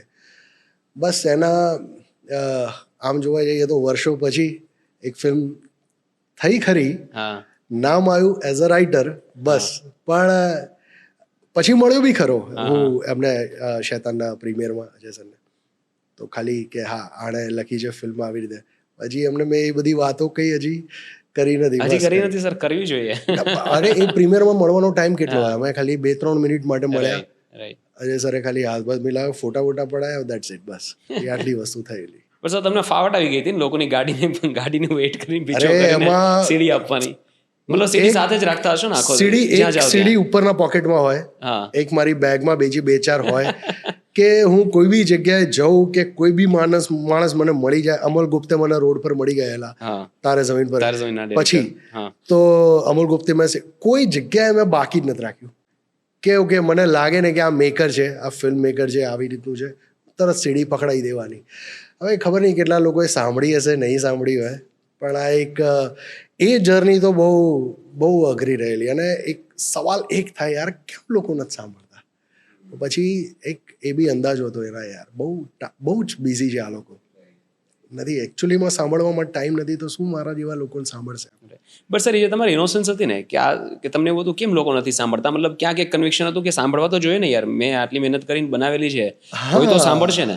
એ જે ઇનોસન્સ જે છે, અને પંકજ કપૂરની ગાડીનો કાચ ખટખટાવી લેવો, એક વાર નહીં 2 વાર, અને કાચ ખોલે ને પાછું પિચ પણ કરી દેવું, સર આ તો એક્સ્ટ્રીમ ઇનોસન્સ હોય, થોડું ઘણું ઇગ્નોરન્સ હોય, અને પોતાની જાત પર કન્વિક્શન હોય ને ત્યારે થાય. કદાચ હવે આ એજ પર એ સેમ વસ્તુ કરવાની આવે તો તમે કદાચ ન કરી શકો. ના, ત્યારની મજા આખી અલગ જ હતી એ એજની. ત્યારે હું કરી લેતો હતો. બસ મને ખાલી એટલું હતું કે યાર કામ મારે જોઈએ છે. કામ લેવામાં, માગવામાં શરમ સંકોચ કશું જ નહીં. એક વસ્તુ હતી ને કે અત્યારે તો ના જ છે, કે તું અટેમ્પ કરી લે, કદાચ હા પડી જાય. તો હું એટલે કોઈને છોડતો બી નહોતો. બધી જ જગ્યાએ એટલીસ્ટ એક વાર ધક્કો ખાઈ આવું, અમુક ટાઈમ થાય બીજી વાર આંટો મારી આવું, પણ એ સવારે સેલ મારી લઉં બાઇકનો, મિરરથી સ્ટાર્ટ કરું, અને એક આખો રોડ મેપ બનાવ્યો કે પહેલાં આ પ્રોડક્શન હાઉસમાં, પછી અહીંથી અહીંયા જઈશ, અહીંથી અહીંયા જઈશ, અને પછી પાછું ઘેર આવીશ. સવારનું જે નીકળી ગયું, સાંજે કે રાત્રે ઘેર આવું. બસ આવી રીતની આખી જર્ની હતી. સર આપણા પોડકાસ્ટ પહેલાં જસ્ટ મેં હમણાં એક કોટ વાંચ્યું કે the most successful people I know are dangerously consistent. કે તમારી જે કન્સિસ્ટન્સી આટલા બધા વર્ષો સુધી હતી, અને જે પરઝિવરન્સ, કે આટલા બધા ફેલિયર્સ, આટલા બધા રિજેક્શન્સ, આટલી બધી ના હોવા છતાં પણ પાછો ટ્રાય કરવાનો જે જુસ્સો હતો ને, એના કારણે કદાચ કેડીસર છે. સર આ 9 વર્ષ દરમિયાન ક્યારે પ્રેમ થયો કે નહીં? કામ સાથે જ પ્રેમ હતો? અરે સ્ટ્રગલર સાથે કોણ પ્રેમ કરે? પણ સ્ટ્રગલરને તો પ્રેમ થાય ને સર, એક તરફા પ્યાર તો થઈ શકે. કોઈ આજુબાજુ બી તો હોવું જોઈએ, દૂર દરાજ સુધી. એટલો બધો દુકાળ હતો સર? કોઈ જ નહીં. હા બર્થડે પર તમારી પાસે ગિફ્ટ આપવા માટે એક એક્સ અમાઉન્ટ હોવી જોઈએ. હા એ બી ખિસ્સામાં ના હોય તો કોણ તમારી સામે બી જોવાનું છે? અને હિંમત પણ ન થાય ને સર પ્રેમ કરવાની ત્યારે. હિંમત બી ના થાય કે યાર મારે જ અત્યારે વાંધા છે, તો હું જે એક જવાબદારી ઉપાડી લઈશ તો શું થઈ જશે? બસ આટલે એક એ બી નક્કી રાખેલું કે જ્યાં સુધી એક ફિલ્મ રિલીઝ નહીં થાય ત્યાં સુધી મેરેજ બી નહીં કરું. અને બસ જે દિવસે જે વર્ષમાં ફિલ્મ રિલીઝ થઈ એ દિવસે મારા મેરેજ થયા. સર અત્યારે 20 વર્ષના કેડીને તમારે કોઈ સલાહ આપવી હોય તો શું આપશો? હું એવી સલાહ આપીશ કે સીધા ટોપ લેવલ પર જવાની જરૂર નથી, નીચેથી ટ્રાય કરો. બીજું કોન્ટેક્ટ્સ જેટલા બને એટલા વધારે. કોઈ એક્સ ડિરેક્ટર છે, ભલે મોટું પ્રોડક્શન હાઉસ છે, પણ ત્યાંના જુનિયર માણસને બી એટલીસ્ટ એકવાર ટચમાં જતા રહો, એકવાર ટચમાં રહો. કામ એને બતાવો, કામ ત્યાં બતાવવું જરૂરી નથી. જો એ માણસ આજે ડિરેક્ટર, એ આસિસ્ટન્ટ ડિરેક્ટર છે કે એ કોઈ બી જગ્યાએ અસિસ્ટ કરે છે, પણ એ કાલે કદાચ ડિરેક્ટર થઈ શકે. અને જો સર્કલમાં એના કોન્ટેક્ટમાં રહેશો તો 1 વર્ષ કે 2 વર્ષ 3 વર્ષ નહીં, તમને ક્યારેક તો કામ મળી જશે એના થ્રુ. તો આવા જેટલા હોય સોર્સિસ બનાવો, કોન્ટેક્ટ્સ બનાવો તો કામ મળે. તમે સીધું કહો કે કરણ જોહર સાથે મારે કામ કરવું છે, અરે ભાઈ આ પોસિબલ નથી. સર મેં આનંદ બક્ષી સાહેબની સ્ટોરી વાંચેલી આવી રીતે કે એ હરિયાણાથી આવેલા અને એમને લિરિસિસ્ટ બનવું હતું, ગીતો લખવા હતા એમને. 3 વર્ષ સતત સંઘર્ષ કર્યા પછી એક પણ કામ ન મળ્યું, મલ્ટિપલ રિજેક્શન્સ, અને દેન એમને સર્વાઈવલના પ્રોબ્લેમ આવી ગયા હતા. તો દે ડિસાઇડેડ ટુ લીવ મુંબઈ. મુંબઈથી નીકળતા હતા, ગાડીમાં બેસી ગયા, ટ્રેનમાં બેસી ગયા, ટીસી આવે છે, અને આમની ઉંમર બહુ નાની હતી ત્યારે. He must been is early 20s or 20 સુધી પહોંચ્યા પણ નહોતા કદાચ. અને આ ઉદાસ છોકરો બેઠેલો છે, અને ટીસી થોડો રમતિયાળ માણસ, એટલે એમને થોડી કંઈક ટીખડ કરી, કંઈ રમૂજ કરી, અને આમને કંઈક શાયરીમાં જવાબ આપ્યો, સારા શબ્દોમાં જવાબ આપ્યો, અલંકૃત લેંગ્વેજમાં જવાબ આપ્યો. ટીસીને થોડો વધારે ઇન્ટરેસ્ટ પડ્યો, એટલે થોડી વધારે એની સાથે ડિસ્કશન કર્યું. પછી ટીસીને ખબર પડી કે આ ભાઈ સ્ટ્રગલ કરીને મુંબઈ છોડીને પાછા જાય છે. પણ ટીસીને એના ટેલેન્ટમાં એટલો બધો વિશ્વાસ બેસી ગયો, એટલા કોન્વર્ઝેશનમાં એને કીધું કે તું મારી સાથે પાછો આય મુંબઈ. અચ્છા, હરિયાણા જવાની જરૂર નથી, you come back, you stay with me, તું મારી સાથે રહેજે. મતલબ ઇમેજિન આ કેવા કનેક્શન બેસે છે, ભગવાન બેસાડે છે, રાઈટ. અને આનંદ બક્ષી સાહેબ પાછા જાય છે મુંબઈ, અને પછી ફરી પાછી સ્ટ્રગલની શરૂઆત કરે છે, અને 3000 કરતાં પણ વધારે ગીતો લખે છે. કોરા કાગઝ કા થાય દિલ મેરાથી લઈને DDL જેને તાલ સુધીના સોંગ્સ, અને એમાંથી 80% સક્સેસ રેશિયો. ઇમેજિન કે એટલે આમાં ડેસ્ટિનીનો બહુ મોટો પ્લે છે સર, કે તમને રાઈટ ટાઈમ પર જતીન સર મળી જવા, કે જ્યારે એમને અસિસ્ટન્ટની જરૂર છે, રાઈટ, તમને રાઈટ ટાઈમ પર બધું થઈ જવું, તમને એવો વિચાર આવો કે મારે ફિલ્મ બનાવવી પડશે, ત્યારે મારું મ્યુઝિક યુઝ થશે. હવે કદાચ તમારા અંદરનો મ્યુઝિશિયન આરામ કરે છે, પણ હવે એ જગ્યાએ નથી જોતો, રાઈટ. બટ ડિરેક્ટર બનવાનું હતું, એની જર્ની ત્યાંથી હતી, કે તમે એ લેવલે ન કંટાળત ને, કે તમને કામ મળી ગયો તો કદાચ અમને છેલ્લો દિવસ વર્ષ ને બધું ન મળ્યું હોત. હા, તો હું મ્યુઝિકમાં આગળ. એક્ઝેક્ટલી. પણ છેલ્લે બનવું તો મારે ત્યાં જ, રાઈટ, એ જ જવું હતું. So you believe in destiny? હા, હવે કરું છું. પહેલા ખાલી એટલું હતું કે હું મેનિફેસ્ટ પર જ કે આ જોઈએ છે, બસ વિચારો એના માટે. રાઈટ સર, તમે આટલી બધી સ્ટ્રગલ જોઈ, અને you now understand the importance of a chance, કે એક મોકાની વેલ્યુ શું છે. એ કદાચ તમારા કરતાં વધારે સારી રીતે કોઈને નહીં ખબર હોય ઇન્ડસ્ટ્રીમાં, મને એવું લાગે છે, જે હિસાબથી મેં સ્ટોરી સાંભળી. એ કારણ છે કે તમે નવા લોકોને ચાન્સ આપો છો. મતલબ you have introduced lot of new artist to the industry. એમ કહે તો અડધી ઇન્ડસ્ટ્રી અત્યારે તમારી ફિલ્મ્સમાંથી ઇમર્જ થયેલી છે, in terms of actors, right. So મતલબ you consciously actively give chance to new artist? નહીં, એવું નથી. હું સૌથી પહેલાં આ રોલ માટે જે તે માણસ ફિટ બેસતો હોય તો પછી હું એ પ્રિફર કરું. જેમ કે હું કરસનદાસની વાત કરું તો કરસનદાસમાં મયુર ચૌહાણ એ બીડી પીને બી એક એટીટ્યૂડ મારી શકે છે, બરાબર. કોઈ બી માણસ બીજા કોઈ કેરેક્ટરને ત્યાં નહીં જોઈ શકે. માની લો કે આપણે રોનક કામદારને ત્યાં મૂકી દઈએ તો નહીં બિલીવ થાય, બરાબર. પણ હું મયુરને જાનકીના ભયમાં બી ના મૂકી શકું, નાડી દોષમાં. ત્યાં રોનક જ ફિટ થાય છે, બરાબર. તો બસ એક જે છે કે આ કેરેક્ટર લખાયું છે જેમાં આનો લુક, એનો એટીટ્યૂડ બધું જ મેચ થાય છે, તો પછી હું ત્યાં જ જાઉં. એમાં પછી એ જરૂર નહીં, હા તમને એક્ટિંગ આવડવી જોઈએ, તમને થિયેટર કરેલું, કેમ કે પ્રેફરેબલ મારું એ છે કે થિયેટર કરેલા લોકો એ વધારે સારું પરફોર્મ કરી નાખે છે, અને એક્સપિરિયન્સ હોય છે, બહુ સમજાવવા નથી પડતા, બહુ લમણા નથી લેવા પડતા, ના ઇઝીલી કામ પતાવી દે છે. એટલે ત્યાંથી મારો પ્રેફરન્સ વધારે હોય છે. બાકી એવું નથી કે મારે નવા લોકો સાથે, હા હું જોઈ લઉં કે આ એક એસ્ટાબ્લિશ છે, આનું ફેન ફોલોઈંગ એક્સ માણસનું થોડું વધારે છે, પણ સાથે એ રોલમાં ધારો કે નથી, એ ફિટ નથી થતું, તો પછી એ મારી મચડીને ફિલ્મ બનાવવા જેવી થશે વાત. તો એના કરતાં આ માણસ વધારે ફિટ થાય છે તો એને જ આપણે લઈએ. પછી તો તમારી મેકિંગની ઉપર છે કે તમે ફિલ્મ કઈ રીતે બનાવો, લોકો એક્સેપ્ટ કરી જ લેશે, એ જે તે માણસને બી અને ફિલ્મને બી. Right sir, if you talk about Trisha, હા રાઈટ, એ ફિલ્મ એવી હતી કે બનાવતી વખતે કદાચ એકવાર અગર હું બનાવતો તો મને એવો વિચાર આવે કે ઓડિયન્સ એક્સેપ્ટ કરશે કે નહીં, હા, કારણ કે સબ્જેક્ટ એવો હતો, અને ગુજરાતી ઓડિયન્સ થોડી એ ટાઈપની છે કે આટલું બધું બોલ્ડ એક સાથે એક્સેપ્ટ કદાચ ન કરે, રાઈટ. તો થોડું મારે તમારું એ માઇન્ડસેટ અને પ્રોસેસ સમજવી છે કે ત્રિશા બનાવતી વખતે તમારું માઇન્ડસેટ શું હતું, and why did you choose Ravi for that? Ravi છે ને એક ફિલ્મની સ્ટોરી લઈને આવેલો મારી પાસે કે મેં આ લખી છે, તમે સાંભળો. તો મેં ત્યારે એ ટેબલ સામે બેઠેલો, મેં જોયો એને, અને ત્યારે ઓલરેડી ત્રિશાનો એક કોન્સેપ્ટ મેં લખેલો ખાલી, કે અને એમાં અમુક સીન થોડા લખેલા કે છોકરો આવશે, શર્ટના બટન આમ ખોલશે, એપ્સ દેખાશે, છોકરો ઇમ્પ્રેસ થઈ જશે, આવા થોડા સીન મેં ડિઝાઇન કરી નાખેલા. અને મારે જોઈતો હતો કે છોકરો એ ઇમેચ્યોર હોય, બરાબર. હવે એવા ઇમેચ્યોર લાગતા છોકરાઓમાં આ રવિ એકદમ કરેક્ટલી બેસતો હતો. એટલે મેં ત્યારે રવિને કીધું કે તું આ સ્ટોરી મૂક સાઈડમાં, આટલો ટાઈમ છે, જો રવિ એપ્સ બનાવી લે ને તો આપણે આ કંઈક વર્કઆઉટ કરીશું આ સ્ટોરી. અને પછી એને બી બહુ જ છોકરાએ મહેનત કરી, બરાબર. થોડી હલકી સી તોંદ નીકળેલી એની સ્ટાર્ટિંગમાં જ્યારે ઓફિસ પર આવેલો, બરાબર. અને પછી એણે આ જર્ની સ્ટાર્ટ કરી એપ્સ બનાવીને. અમુક ટાઈમ પછી મેં કીધું કે અત્યારે તો હજી મારું આ કામકાજ ચાલે છે, એટલે ત્યાં સુધી તો હું એમ નથી કરવાનો. તો 6 મહિનાનો મારી પાસે ટાઈમ છે કે મેં બી સ્ટોરી નથી લખી, હું બી સ્ટોરી કંઈક ડેવલપ કરીશ, તારા એપ્સ પર તારું કામ વર્કઆઉટ થઈ જશે.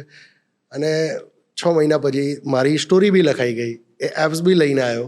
અને ત્યાં સુધી કે જો નહીં થાય ને તો પછી મારે મુંબઈ કે અહીંયા ત્યાં કે ઓપન ઓડિશન કે જે છોકરા પાસે એપ્સ હોય એવો હીરો, કેમ કે એ તો મેઇન રિક્વાયરમેન્ટ હતી, એને પછી સાથે હું વર્કઆઉટ કરીશ. પણ આણે જ એ બધું લોક કરીને આવ્યો. ને નાડી દોષમાં મેં કામ કરેલું એની સાથે, એટલે એવું નહોતું કે આ કેવીની એક્ટિંગ કરશે. બીજું, ફિલ્મ ફ્લોર પર જતા પહેલાં તમે વર્કશોપ કરવા એના માટે જ હોય છે કે ગમે તેટલો મંજાયેલો બી એક્ટર હોય, પણ શું સ્ટોરીમાં અને કઈ રીતે બોલવાનું છે, કઈ એ ટાઈમિંગ બેસાડવાનો છે, એના માટે કોઈકને 1 દિવસનો વર્કશોપ જોઈશે, કોઈકને 20 દિવસનો જોઈશે. તો કે આપણે 30 દિવસ કરીશું, પણ રવિ તું કરી લે. અને પછી એને બી ખાસી એવી મહેનત કરી અને પછી બસ. રાઈટ. અને અબાઉટ ધ સ્ટોરી ફિલ્મ, કે આવા બોલ્ડ સબ્જેક્ટ પર ફિલ્મ બનાવવાનું તમે નક્કી કર્યું. Basically characters are bold, subject is simple but the characters are bold. હા, એટલે એમાં એ હતું કે સ્ટોરીની શરૂઆત ત્રિશાની એક મેં હનીમૂન સોંગ જોયેલું ક્યાંક, કોઈક સાઉથ ઇન્ડિયન ફિલ્મનું કે એ રીતનું. અને એમાં 1 કે 2 સીન હતા, તો જે જોઈને મને એમ થયું કે કે ફૂલ આપે છે, પેલો એક પાંદડી ફેંકી દે છે, કંઈક આવી રીતનું એક જોયેલું, જે રીલમાં મેં જોયેલું. અને ત્યાંથી જે દૂરથી છોકરીઓ છોકરાને એક સ્ટોક કરતી હોય છે, આ બધા સીન એ સોંગમાં હતા. એટલે મને થયું કે કંઈક જો આવી રીતનું હું ડેવલપ કરી શકું તો બસ, જસ્ટ આટલો એક થોટ મને આવેલો. પછી આ સિચ્યુએશન ઊભી થઈ જેનાથી સ્ટોરી થઈ. અને પછી એક થયું કે નહીં યાર, હવે બીજી વસ્તુ એ છે કે જો એક જ વસ્તુ હું ધારો કે ઓડિયન્સને રિપીટ કરીશ તો ઓડિયન્સ બી કંટાળશે યાર, કે ઓકે હવે હોરર જ આવશે કે હવે આ જ આવશે. એના કરતાં મને બી કંઈક એક સારી વસ્તુ કરવા મળે, એક ડાન્સ નંબર કરવા મળે, એક રોમાન્ટિક સ્ટોરી બનાવવા મળે, બરાબર. અને આજના યુથ માટે, એ લોકો માટે કરવા મળે. બસ આ જ રીઝનથી આ ત્રિશા એક થયેલું કે ભાઈ ચલો ઠીક છે, બોલ્ડ છે, બધું જ છે, પણ મજા આવશે પબ્લિકને. જેને ગલગલિયા જોવા ગમે છે એ લોકોને પબ્લિકને ગમશે આ. રાઈટ. બટ સર તમારી રેન્જ જોઈએ, છેલ્લો દિવસથી લઈને વર્ષ અને વચ્ચે નાડી દોષ અને ત્રિશા, એ જે આખી રેન્જ જે છે, આટલા અલગ અલગ વિષયો કેવી રીતે કોઈ માણસ લખી લે વિચારીને? યુઝ્યુઅલી જોનર ફિક્સ હોય કે એ લોકો એક જ દિશામાં કામ કરતા હોય, કે હોરર કોમેડી લખે છે તો એમાં વધારે એની ફાવટ હોય, ફેમિલી ડ્રામા લખે છે તો એમાં વધારે ફાવટ હોય, રોમકોમ લખે છે. તમે લગભગ બધું જ આવરી લીધું છે આમાં, એક્શન પણ આવી ગયું છે રાડો. હા, પણ વસ્તુ કેવી થાય છે કે હું એક વસ્તુ લખી લઉં, પછી ધારો કે એ જ ઝોનરની કે હું ધારો કે બીજી સ્ટોરી લખવા જાઉં છું, તો એકચ્યુઅલીમાં હું ફીલ કરું છું કે એનું એ જ થાય છે આ મારાથી, બરાબર. જો હું ફ્રેશ વસ્તુ નહીં આવી શકું, હવે ફ્રેશ ધારો કે કરવું હોય અને મારે જ કરવું છે, હું બીજું બધું તો વસ્તુ છોડું, પણ મારે જ એ નવી વસ્તુ કંઈક કરવી છે, તો હું ઝોનર જ બદલી નાખીશ ને. કે ઓકે આ કર્યું, હવે હોરરમાં આપણે શું કરી શકાય, કે થ્રિલિંગમાં આપણે શું કરી શકાય, કે એક્શનમાં આપણે શું કરી શકાય, એમ. તો એ આખું ચેન્જ કરી નાખીએ તો અલગ જ મારે લખવું પડશે, અને જેમાં મને વધારે મજા આવશે. રાઈટ.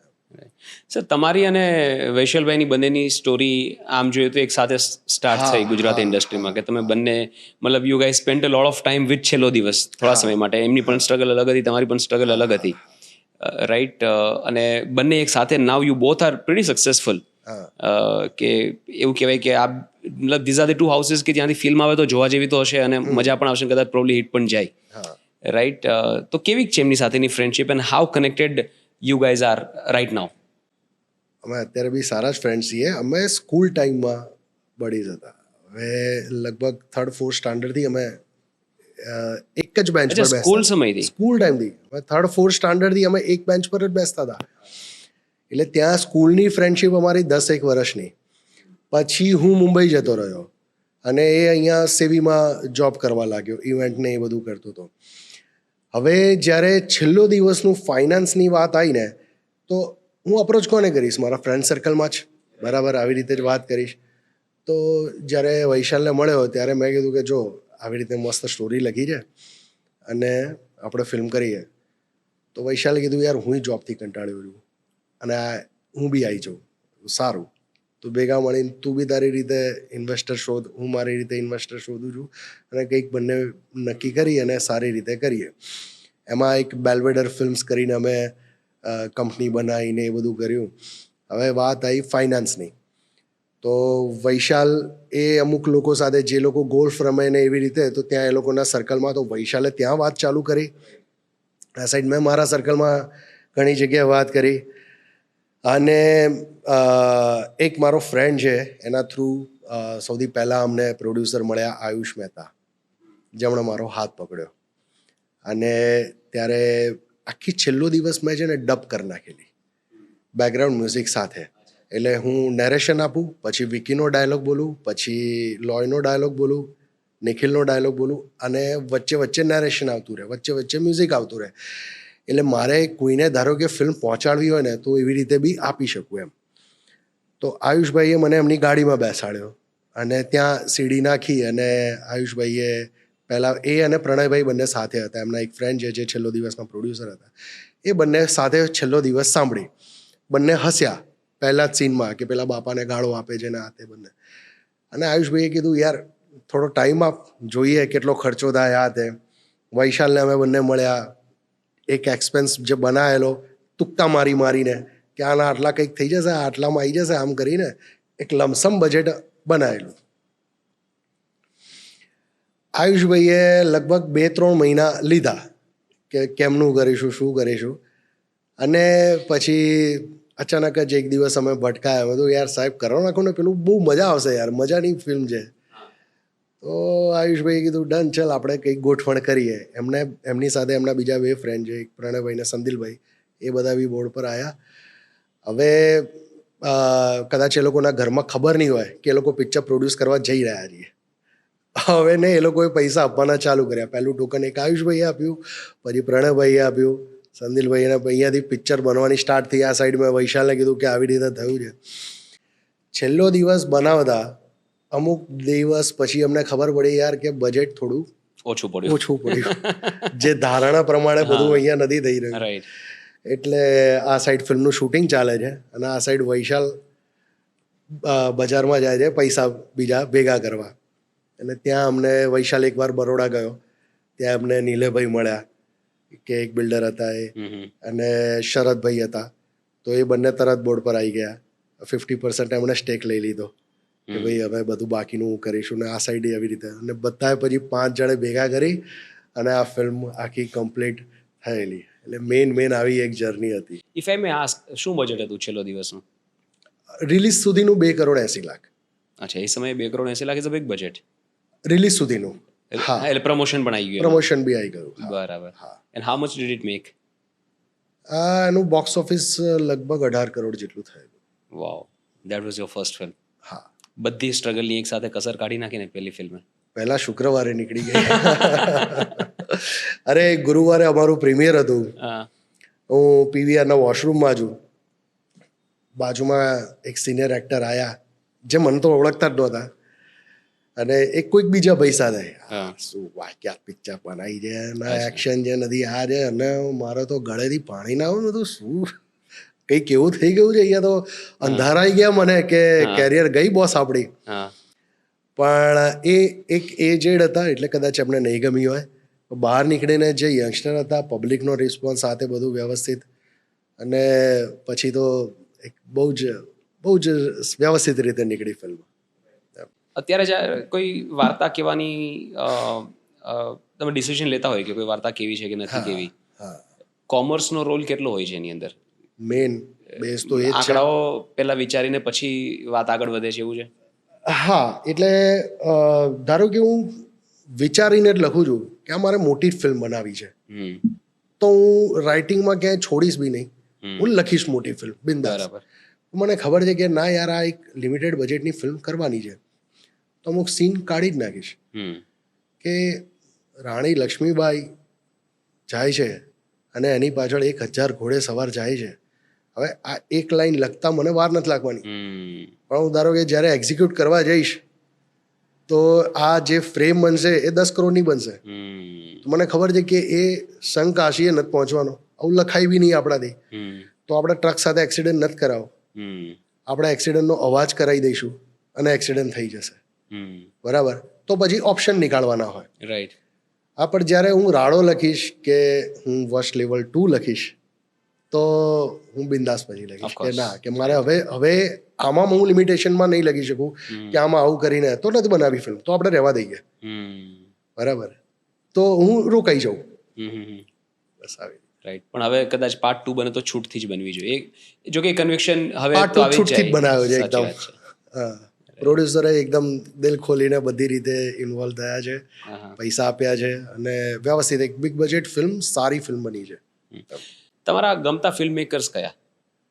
ભારતના, બહારના? બહુ જ લાંબુ લિસ્ટ છે. એટલે આપણે 5-6 નું થોડું પૃથ્થકરણ કરીએ, થોડા સમજીએ એમને તમારા લેન્સથી.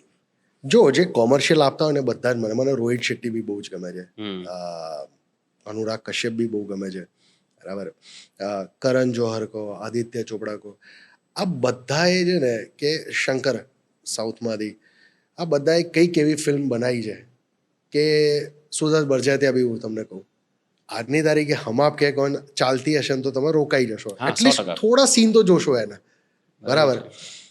હવે એટલે એ જે રિપીટ મોડ પર તમને જે ફિલ્મો જોવી ગમે અને એવા જે ક્રિએટર્સ હોય, આ લોકો મને વધારે ગમે અને એ લોકોને જો ફોલો કરું કે હા હું વારંવાર આ ફિલ્મ જોઈ શકીશ. હવે સરફરોશ હું વારંવાર ફિલ્મ જોઈશ. રાઈટ. એમાંથી એક બે લોકોને આપણે ડિસ્કસ કરીએ. ફોર એક્ઝામ્પલ કરણ જોહર અને આદિત્ય ચોપડા અને even Sooraj Barjatya for that matter. જ્યારે એ લોકોની ફિલ્મ્સ એવી હતી કે જેનાથી ઘણા બધા ટ્રેન્ડ્સ એક સાથે સ્ટાર્ટ થતા. કરણ જોહર લોકો એને બહુ લેટલી એ રિસ્પેક્ટ જે ડિઝર્વ કરે છે આપતા થયા, but he is a genius. He change the paradigm with Kuch Kuch હોતા હૈ. કે ઈ સ્કેલ, એ લેવલના સોંગ્સ અને એવા અમુક મુમેન્ટ્સ કે એ સમયની જે યંગ ઓડિયન્સ હતી ઇમિડિયેટલી એની સાથે કનેક્ટ કરી શકે. એલ્ડર્સ નહોતા કરી શકતા, પણ જે યંગ જનરેશન અને ફ્યુચરમાં આવનારા 15 વર્ષ પછી પણ કનેક્ટ કરી શકશે એ વિઝન હોવું, એ આઈ થિંક કરણ જોહરે બહુ બ્યુટિફુલી ક્રેક કરેલું છે. એટલે તમે એની પર્સનાલિટી લઈને તમે આમ ને તેમ, અરે એ માણસનું આ છે. હી ઇઝ અ જીનિયસ. અને જે ફિલ્મો બનાવે છે તમે વારંવાર જોવો છો અને આ બધાની પાસે આ નથી હાથમાં. રાઈટ. તો આ બહુ મોટી વસ્તુ છે. રાઈટ. બીજી એક વસ્તુ મને આ બધા ફિલ્મ મેકર્સમાં એવું લાગે, દે use to make aspirational films. મતલબ એ ફિલ્મ તમને જોઈને એવું લાગે કે મારે આ કેરેક્ટર જેવું બનવું છે, મારે આવી લાઈફ જીવી છે, મારે આવી રીતે બોલવું છે, મારે રિલેટ કરાવી દે છે તમારી સાથે તરત જ. અને ધારો કે નથી કરાવતા કે તમને ખબર છે કે સિંઘમ જેવો લાફો તમે નથી મારવાનો. રાઈટ. બરાબર. પણ એક ફેન્ટાસીમાં લાવી દે. રાઈટ. એ હવે મિસિંગ લાગે છે મને. અત્યારની ફિલ્મ જે ઘણી બધી ફિલ્મ જે બને છે, સ્પેશિયલી આફ્ટર ઓટીટી ઘણી બધી ફિલ્મો બનવા લાગી છે. એ જે એસ્પિરેશનલ લેવલ છે ને, કે જે ફેન્ટેસી ડ્રીમી વર્લ્ડમાં મને લઈ જાય અને કે હું એક સિનેમાના વર્લ્ડમાં હું થોડી વાર માટે જાઉં છું અને ત્યાંથી હું પાછો આવીશ તો I will come with some એસ્પિરેશન્સ કે મારે આવું કરવું છે. એવું પણ ન લાગે કે this is like extremely out of reach. જેવી રીતે અમુક જે એક્શન ફિલ્મ્સ બને આપણે આ તો પોસિબલ જ નથી કે સૂટ પહેરેલું છે ને કોર્ટમાંથી હાથ નીકળે છે ને બીજી બાજુ મુક્કો લાગે છે. That's like out of the world. પણ એ સમયની ફિલ્મો એવી હતી કે રિલેટ પણ કરી શકે, કે એસ્પિરેશનલ પણ બને. હવે એવું નથી થતું. ખબર નહીં, મને લવ આજકલ જોયા પછી મને એવું લાગે કે યાર I want be like that character. હવે એવું નથી થતું. અત્યારની ફિલ્મોમાં ખબર નહીં એ ચામ જતો રહ્યો છે. What do you have to say about it? F1 તમે જોઈ? બાકી છે. તમને એમ થઈ જાય કે હું એ ગાડીમાં બેસી જાઉં. ભલે આપણે અહીંયા ક્યારે એવી ફિલ્મ બનશે, પણ એ જે એ હીરો એ તમે જો, તમને એવું થઈ જાય યાર એ રેસ જીતે કે હારે તમને કોઈ 1 રૂપિયો નથી આપવાનું. બરાબર. પણ એક જે ખુશી છે ને કે બોસ આ રેસ જીતવો જોઈએ, અચ્છા છેક સુધી રેસ હારે છે, છેલ્લી રેસ એ જીતે છે, તમને એમ થઈ જાય યસ હું જીતી ગયો.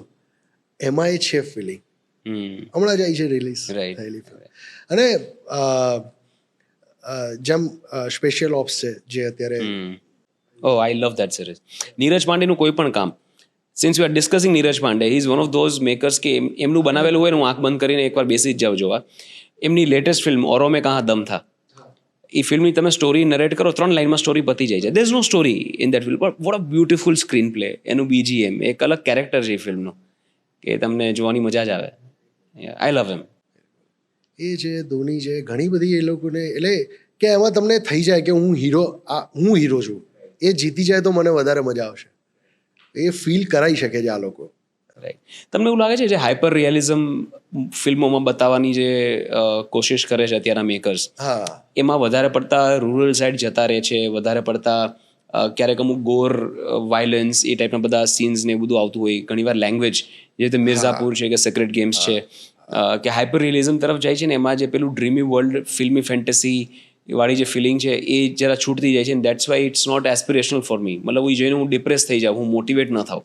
હા, રાઈટ. તો એના કારણે કદાચ આવી ફિલિંગ, અને ખાલી મારી નથી, હું ઘણા બધા લોકો સાથે વાત કરું છું, લગભગ ઘણા બધા મિલેનિયલ્સના ફિલિંગ આવે છે કે that charm of cinema, of watching something and wanting to become like it is gone. Is it because of hyper realism? પણ એ બી એક પાર્ટ છે ને મેકિંગનો.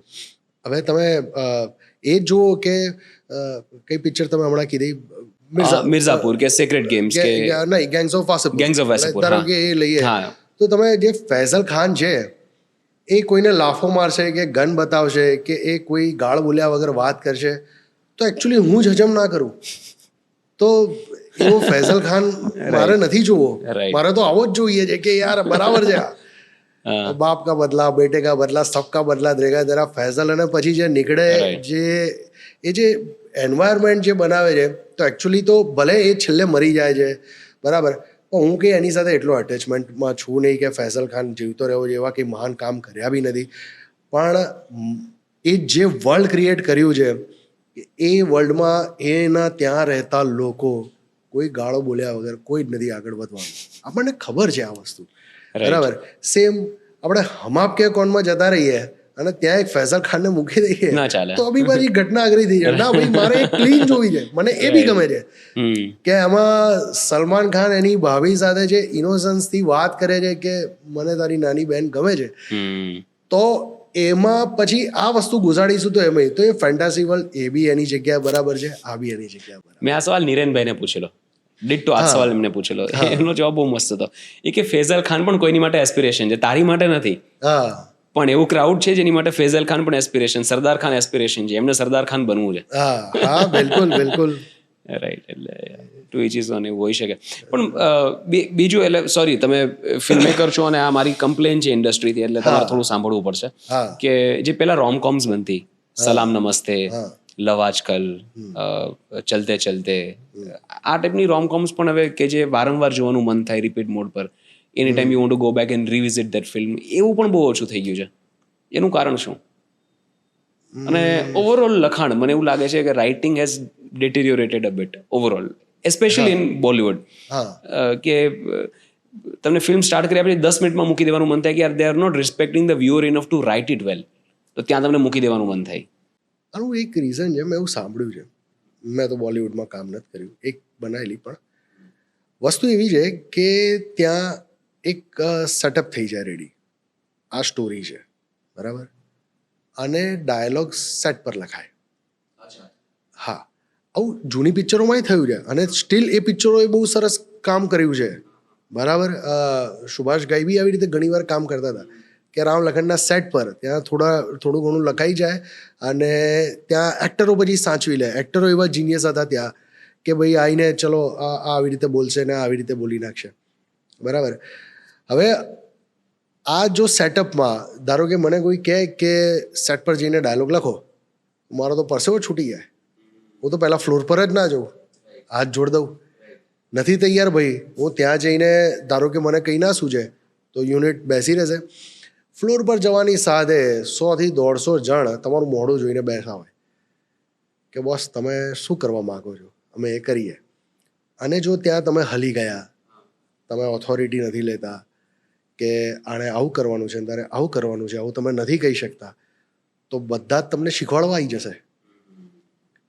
હું આવું કરું તો, હું આવું કરું તો, બરાબર. એટલે તમારે તો પહેલાં ક્લિયર રહેવું જ પડે એના વગર તમે આગળ નથી વધી શકવાના. હવે ત્યાંના ગણિત મને નથી ખબર, પણ મેક્સિમમ એવું છે કે ઘણી આવી રીતે ફિલ્મો જતી રહે છે. પછી કંઈક ત્યાં હવે બજેટ બહુ જ છે, પુષ્કળ બજેટ છે, એટલે શું કરશે કે જશે ફ્લોર પર, થોડું ઘણું લખ્યું, થોડું ઘણું રિહર્સ કર્યું, આ તે કે હા ચલો આ ઓલમોસ્ટ કંઈક નજીકનું બની ગયું ને આપણે શૂટ કરી લઈએ. તો અમુક આસિસ્ટન્ટ જે મારા હતા એ લોકો ત્યાં કામ કરે છે, એ લોકો તરફથી હું થોડી ઘણી કદાચ વાતો કોક વાર સાંભળું તો આવી વાતો આવે. પણ છે હવે આવી રીતે ફેક્ટ વસ્તુ જેમાં બધાને હવે અલગ અલગ હોય કે ઘણાને એવું હશે કે સેટ પર ગયા પછી જ નશો ચડતો હશે લખવાનો, બરાબર, અને જ્યારે મારા જેવા લોકોનું હશે તો બંધ આખો બ્લેક રૂમ, સ્ક્રીન સિવાય કંઈ ના દેખાય અને હું લખવા બેસું. તો હવે બધાના અલગ અલગ માઇન્ડસેટ સાથે એ લોકો કામ કરતા હશે. તો કદાચ આ રીઝન હોઈ શકે કે કેમ કે તમને વિચારવાનો ટાઈમ નથી મળતો, તમને રિવિઝન કરવાનો ટાઈમ નથી મળતો કે આજે સીન લખાયો છે મેં બરાબર લખ્યો છે કે નહીં, એ તમે કાલે એકવાર તો એને ચેક કરશો. જે નથી આ લખ્યો, બોલો ડાયલોગ, બોલ્યો, છપાઈ ગયો તો પતી ગયો, બરાબર, આવી ઘટના છે. ઓકે. હા, પણ હવે આખી પેલી સ્ટાઇલ જ ચેન્જ થઈ ગઈ અને ઓવરઓલ એટલે હવે છે ને પેલું મને એવું લાગે ટેમ્પલેટાઇઝ થઈ ગયું. કોઈ બહુ મસ્ત કહેલું કે તમે સોડાની બોટલની જેમ જો ફિલ્મો બનાવો, if you just productize the whole thing, templatize કરી નાખો, પ્રોડક્ટાઇઝ કરી નાખો કે જે એવું આ બન્યું છે એવી મને બીજી વસ્તુ બનાવીને આપો. આ ટાઈપની ડિમાન્ડ્સ પણ ત્યાં, because everything is driven by numbers. એના માટે કદાચ એને કારણે કદાચ જે ક્વોલિટી આપણે જે પહેલાં એન્જોય કરેલી છે એ અત્યારે નથી મળતી. અને તમે જે કીધું ને, I can totally relate with it કે સારી ફિલ્મ કઈ તમને વારંવાર જોવાનું મન થાય. હા, તમને બધી જ ખબર છે પણ છતાં તમને એટલી જ મજા આવે, અને કાં તો તમે એક નવું લેયર એક્સપ્લોર કરો એ ફિલ્મનું. That is a good film. બહારના અમુક ફિલ્મ મેકર્સને જો આપણે સ્ટડી કરીએ, for example David Fincher, I am a huge fan. એમની અને આરોન સોર્કિનની ઇઝ અ રાઇટર, તો એમની અગર કોમ્બિનેશન હોય એમની જોડી તો it is bound to be a great film. અને એક બહુ મસ્ત રેકોર્ડ છે એ લોકોનો હિટનો. તો એમના ફિલ્મનું એક કેરેક્ટર અલગ હોય કે it's a very fast moving film, plus a little difficult to understand. Length એની સારી એવી હોય, એમનો સ્ક્રીન પ્લે બહુ rich with lot of words and lot of local references હોય, રાઈટ. એવી રીતે માર્ટિન સ્કોર્સેઝની તમે ફિલ્મ્સ જુઓ તો ફિલ્મ અતિશય સ્લો હોય, સ્લો પેસમાં જતી હોય. ડાયલોગ ડિલિવરીની બધું, કારણ કે પેલું ઇટાલિયન માહોલ ઘણીવાર એ લોકો બતાવતા હોય તો ફાસ્ટ ચાલતું હોય, પણ the pace is very slow, you still enjoy it. તો એવા અમુક કેરેક્ટર્સ હોય. તો તમે આ રીતે સ્ટડી, મતલબ I want to learn and understand કે આ ફિલ્મ મેકર્સ કેવી રીતે વિચારે, એમની છાપ કેવી રીતે છોડે કોઈ ફિલ્મમાં. આ બધા જ છે ને, ઘણી ફિલ્મો એ તમે વારંવાર જુઓ ને ત્યારે જ, એક જ ફિલ્મ ધારો કે તમે જુઓ તો તમને એ ખાસું એવું એમાંથી તમને નીકળશે બહાર. હું તમને એક એક્ઝામ્પલ આપું એક ફિલ્મનો. જેમ કે પોલ ગ્રીનગ્રાસ ડિરેક્ટર છે, અને એમણે આ Bourne Identity, Bourne Supremacy, Bourne Ultimatum, આ બધી ફિલ્મો જે લોકોએ બનાવી, જેસન બોર્ન છેલ્લો પાર્ટ આવ્યો અત્યારે, બરાબર, એક પેટર્ન એ છોડી દે છે કે 7 સ્ટોરી પેરેલલ ચલાવે, 6 થી 7 તો હોય જ મિનિમમ, બરાબર. એક ક્યાંક એમ્બેસીમાં બેઠા હોય, એક CI એના પેલામાં હોય, એક એજન્ટ જતો હશે, હીરો એની જ અલગ જગ્યાએ, હીરો કોઈને ચેસ કરતો હશે અલગ જગ્યાએ, અને આ બધાનું જ કોર્ડિનેશન તમને એક સાથે એ માણસ બતાવે છે. ઇન્ક્લુડિંગ એ બંને કેરેક્ટર ઇન્ટરનલ જે વાત કરતા હોય છે ને, એ એકવાર આવીને કહીને બહાર નીકળી જતા હોય છે. આ જ ફિલ્મો તમે જો એક જ ફિલ્મ 4 થી 5 વાર જ્યારે જોઈ નાખો ને, એમાંથી જ તમને આઈડિયા આવી જાય કે બોસ હું સ્ક્રીન પ્લે કઈ રીતે લખું. એટલું ડિટેલમાં જે કામ કરેલું હોય છે કે અલ્યા બધી વસ્તુ ડાયલોગથી કે એક્ટ કરીને બોલવાની કંઈ જરૂર નથી, બરાબર. એ ખાલી કેમેરો એવી રીતે ફેરવી દે છે કે આ માણસ છે અહીંયા જોવે છે, ખાલી નીચે જોયું, બરાબર, હવે નીચે કેમ જોયું એ તો ખબર નથી, બરાબર. એન્ડ ધેન પછી એક બીજા 2-4 શોટ પછી આવે છે, ત્યાં ઘડિયાળ મૂકી છે, તો જે ટાઈમ જોતો હતો. તો એ ત્યારે તમને નહીં આવડે, ખ્યાલ આવે, પણ એક બે શોટ પછી તમને એ માણસ ખોલશે કે મેં આ કેમ વસ્તુ અહીંયા બતાવેલી, બાકી તો એડિટમાં તરત મેચ કરી જ શકત, પણ એ વસ્તુ નથી. એટલે એટલીસ્ટ એ ફિલ્મ બી તમે 4-5 વાર જોઈ જાઓ તો આ બધાની એક પેટર્ન છે. બસ ખાલી મારું હતું કે યાર મારે પેટર્ન નથી રાખવી. હા, જે ફિલ્મની જે રિક્વાયરમેન્ટ, તો જો મારે સ્પેસમાં પિક્ચર બનાવીશ તો હું ધડ શોટ લેવાનો છું, 2 કેમેરા કરીશ કે એટલા બધા મલ્ટિપલ શોટ લઈશ, બરાબર. પણ જ્યારે મારે વશ બનાવવાની હશે તો હું સ્પીડમાં નહીં બનાવું, બરાબર. બધું સ્લો ટ્રેક મૂવમેન્ટ સાથે એક ટેરર ઊભો કરીશ, તો એ ટાઈપની હશે. અને જો ધારો કે છેલ્લો દિવસ કે નાડી દોશે તો બ્રાઇટ ફિલ્મ હશે કે નોર્મલ શૂટ, કેરેક્ટર જાય છે, કેમેરો ફરે છે, સિમ્પલ શૂટ કરીશ. પણ આ બધા છાપ છોડાવાળા જે ડિરેક્ટર્સ છે એ બધાની થીમ્સ પણ ઓલમોસ્ટ સેમ જ હોય છે, હા, રાઈટ. કે ફોર એક્ઝામ્પલ નીરજ પાંડે, તો એની થીમ ફિક્સ હોય છે. હવે એમની છાપ શું છે કે એમના લાંબા સીન્સ બહુ હોય છે, હા, એક કોન્સ્ટન્ટ બીજીએમ વિધાઉટ બ્રેક ચાલતું હોય અને એક જ સીન લગભગ 3-4-5 મિનિટ ચાલે અને એવા ઘણા બધા સીન્સ હોય, તો એની છાપ છે. ચેઝિંગ સિક્વન્સ અહીંથી Chasing ચાલુ sequence, હા, થઈને right. મેટ્રોથી નીકળીને આ Yes, બધું yes. ચાલવાનું. રાઈટ. અને તમારો વ્યાપ એટલો બધો છે, રેન્જ એટલી બધી છે કે તમે નાડી દોષ પણ કરો છો અને વશ પણ કરો છો, તો એમાં આ ટાઈપની પેટર્ન બેસાડવી થોડી અઘરી થઈ જાય. હા, પણ મજા બી આવે. ઓફકોર્સ. હા, તમે નવું કરશો તો તમને એક તો એક આવશે કે રાઈટ. એવી કઈ વસ્તુ જે ફિલ્મ મેકરે ન કરવી જોઈએ, કે એમાં ન ઘૂસવું જોઈએ?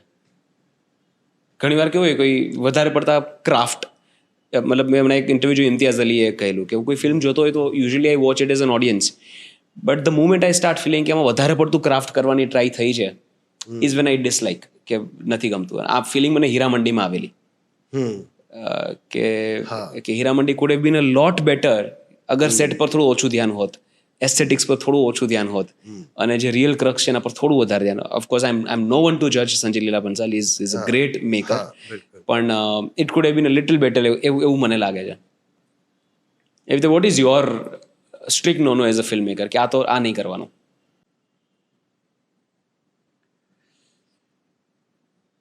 અરે યાર, બધાનું જ અલગ અલગ છે. જેમ કે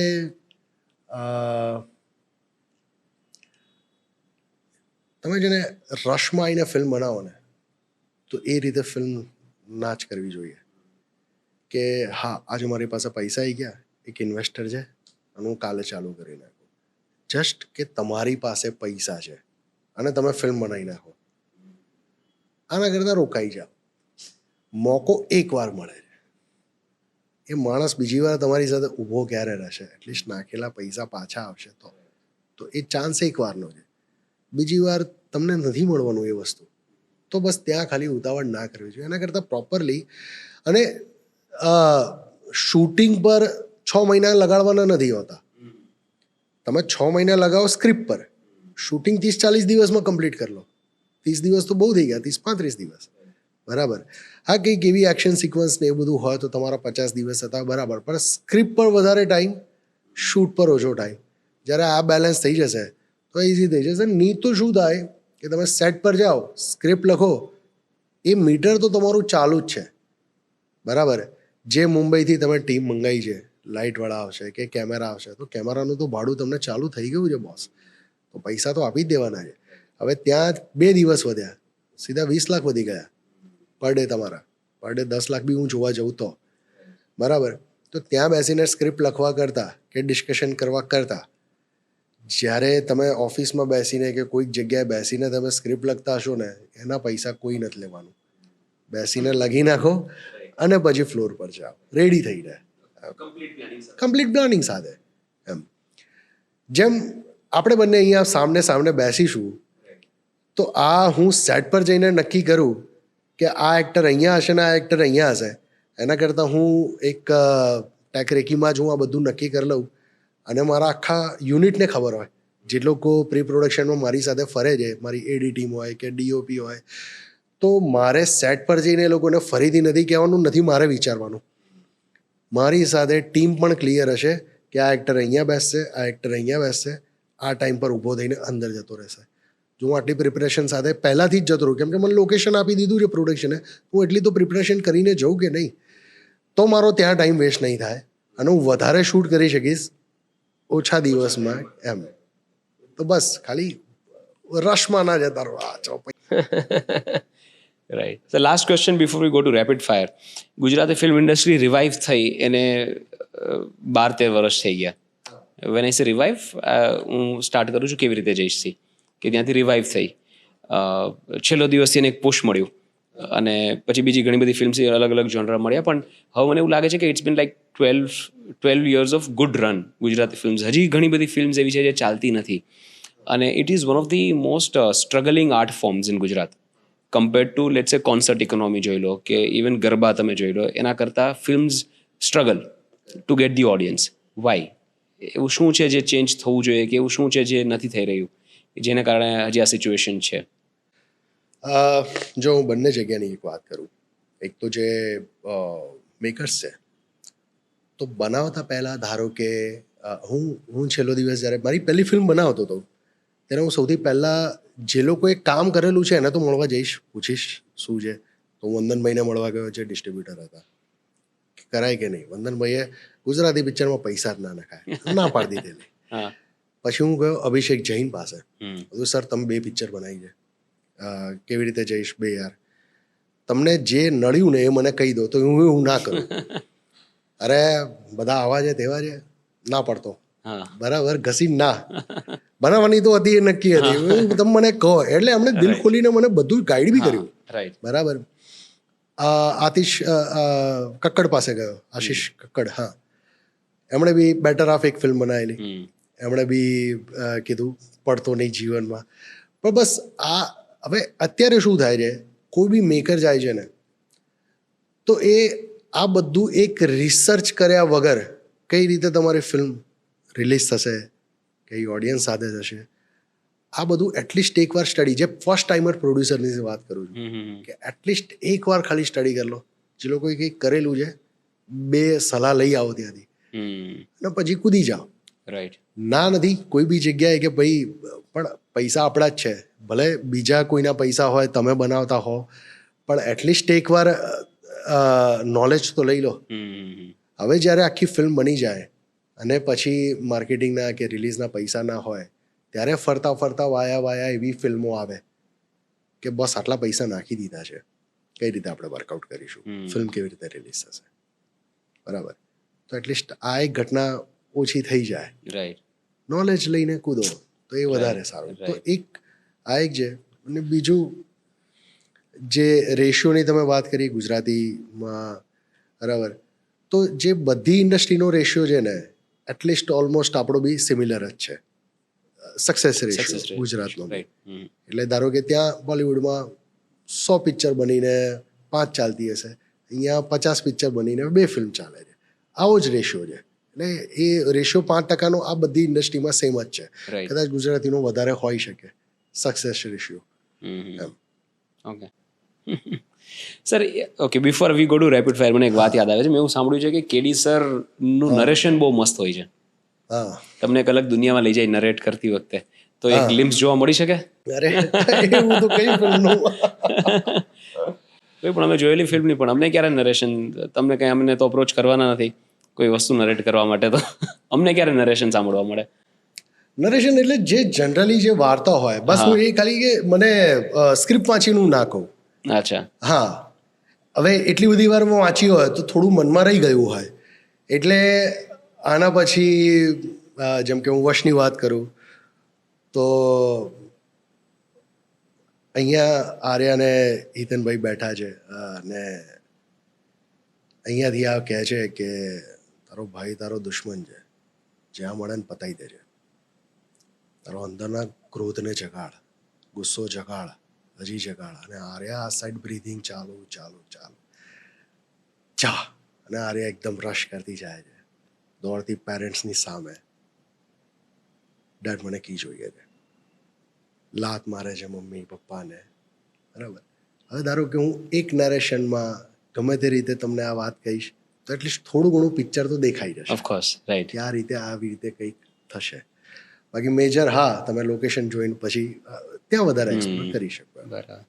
alright, okay sir, let's go to rapid fire નાઉ.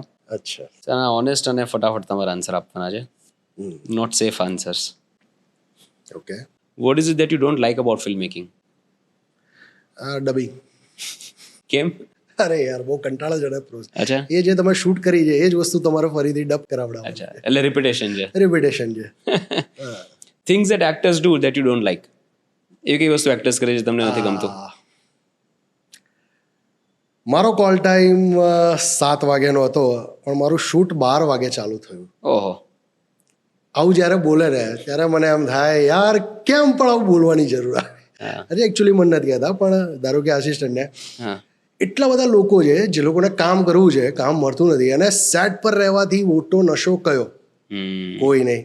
મને એવું પૂછવામાં આવે તો 24 કલાક ત્યાં જ પડ્યો પાથરો રહું, શૂટિંગ કર્યા કરું, બરાબર, પણ જ્યારે એક આવે ને યાર ઘરે બેસીને શું કરશો, એના કરતાં આવો સેટ પર, પોતાની જ ફિલ્મ છે, રાઈટ.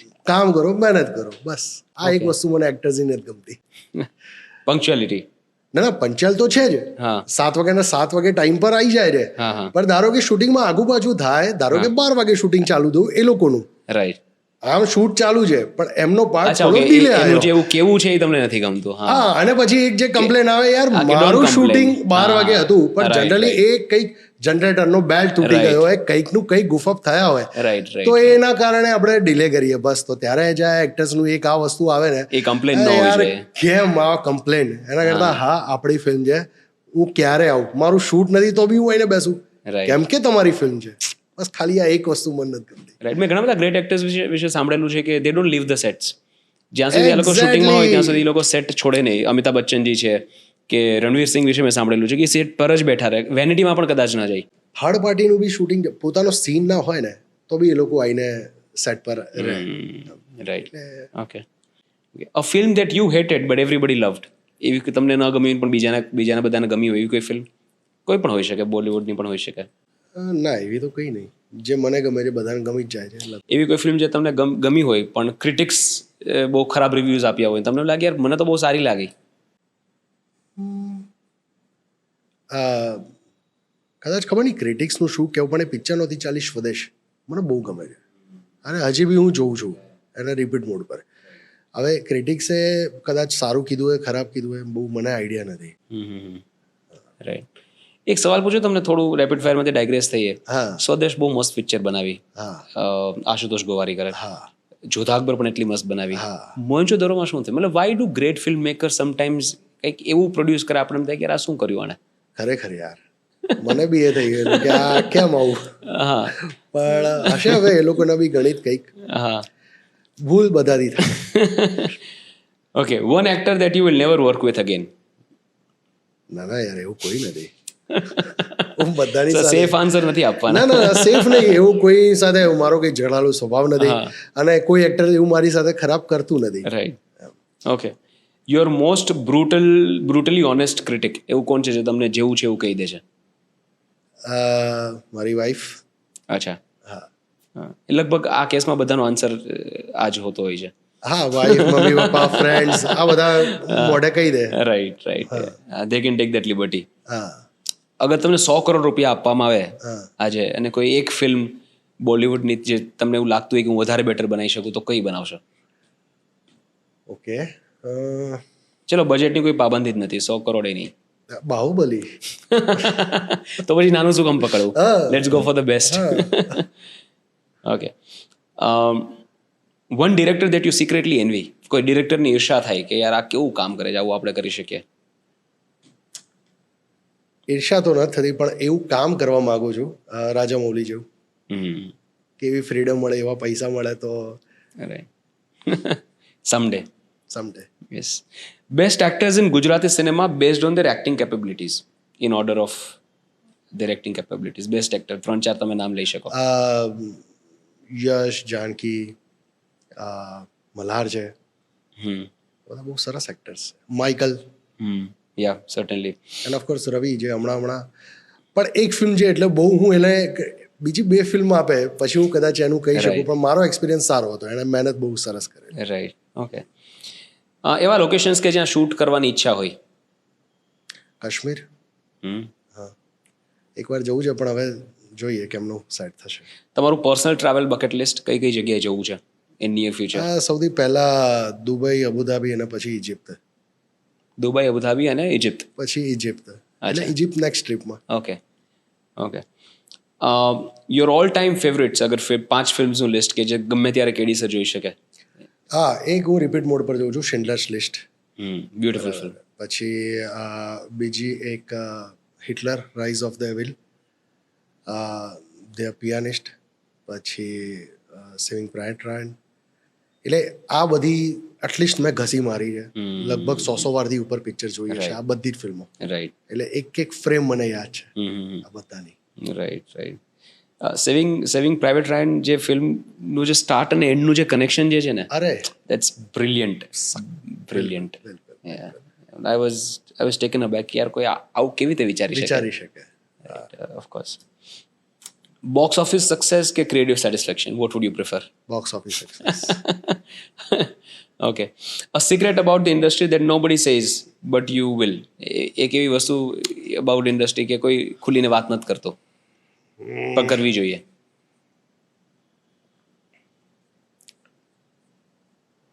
ના, એવી તો કંઈ નહીં. એવું કંઈ ટોપ સિક્રેટ તો કોઈની વચ્ચે છે જ નહીં. હા. હવે અંદર કંઈક લફડા ચાલતા હોય તો ઠીક છે, હવે એ બધામાં નથી ઘૂસવું. એવું કોઈ કેરેક્ટર કે જે તમે કોઈ વ્યક્તિ ઉપર બનાવેલું જેને તમે રિયલ લાઈફમાં મળેલા હા, હોય? ધુલો. અચ્છા. હા, છેલ્લા દિવસમાં જે ધુલો હતો ને એ મારો એક ફ્રેન્ડ હતો ધુલો. અચ્છા. એ એવો જળબંગ હતો, માર દે એવો બધાને. અચ્છા. Okay. What's your 3 AM guilty pleasure? રાતે કંઈ ખાવાની ઈચ્છા થાય, what's your go to item or all time favourite food item? Actually રાત્રે તો શું ખાવાની ઈચ્છા થાય, હું 8 વાગે ખાઈ લઉં પછી સુઈ જાઉં 10 વાગે. એવું કંઈ. Pretty sattvic. All right, great, sir. It's been a wonderful conversation, a Same, pleasure, same. and I leave this conversation a lot more enriched. ઘણું બધું શીખવા જાણવા મળ્યું, and it's totally a pleasure to have you. Thank you so much. Thank you so much. Thank you.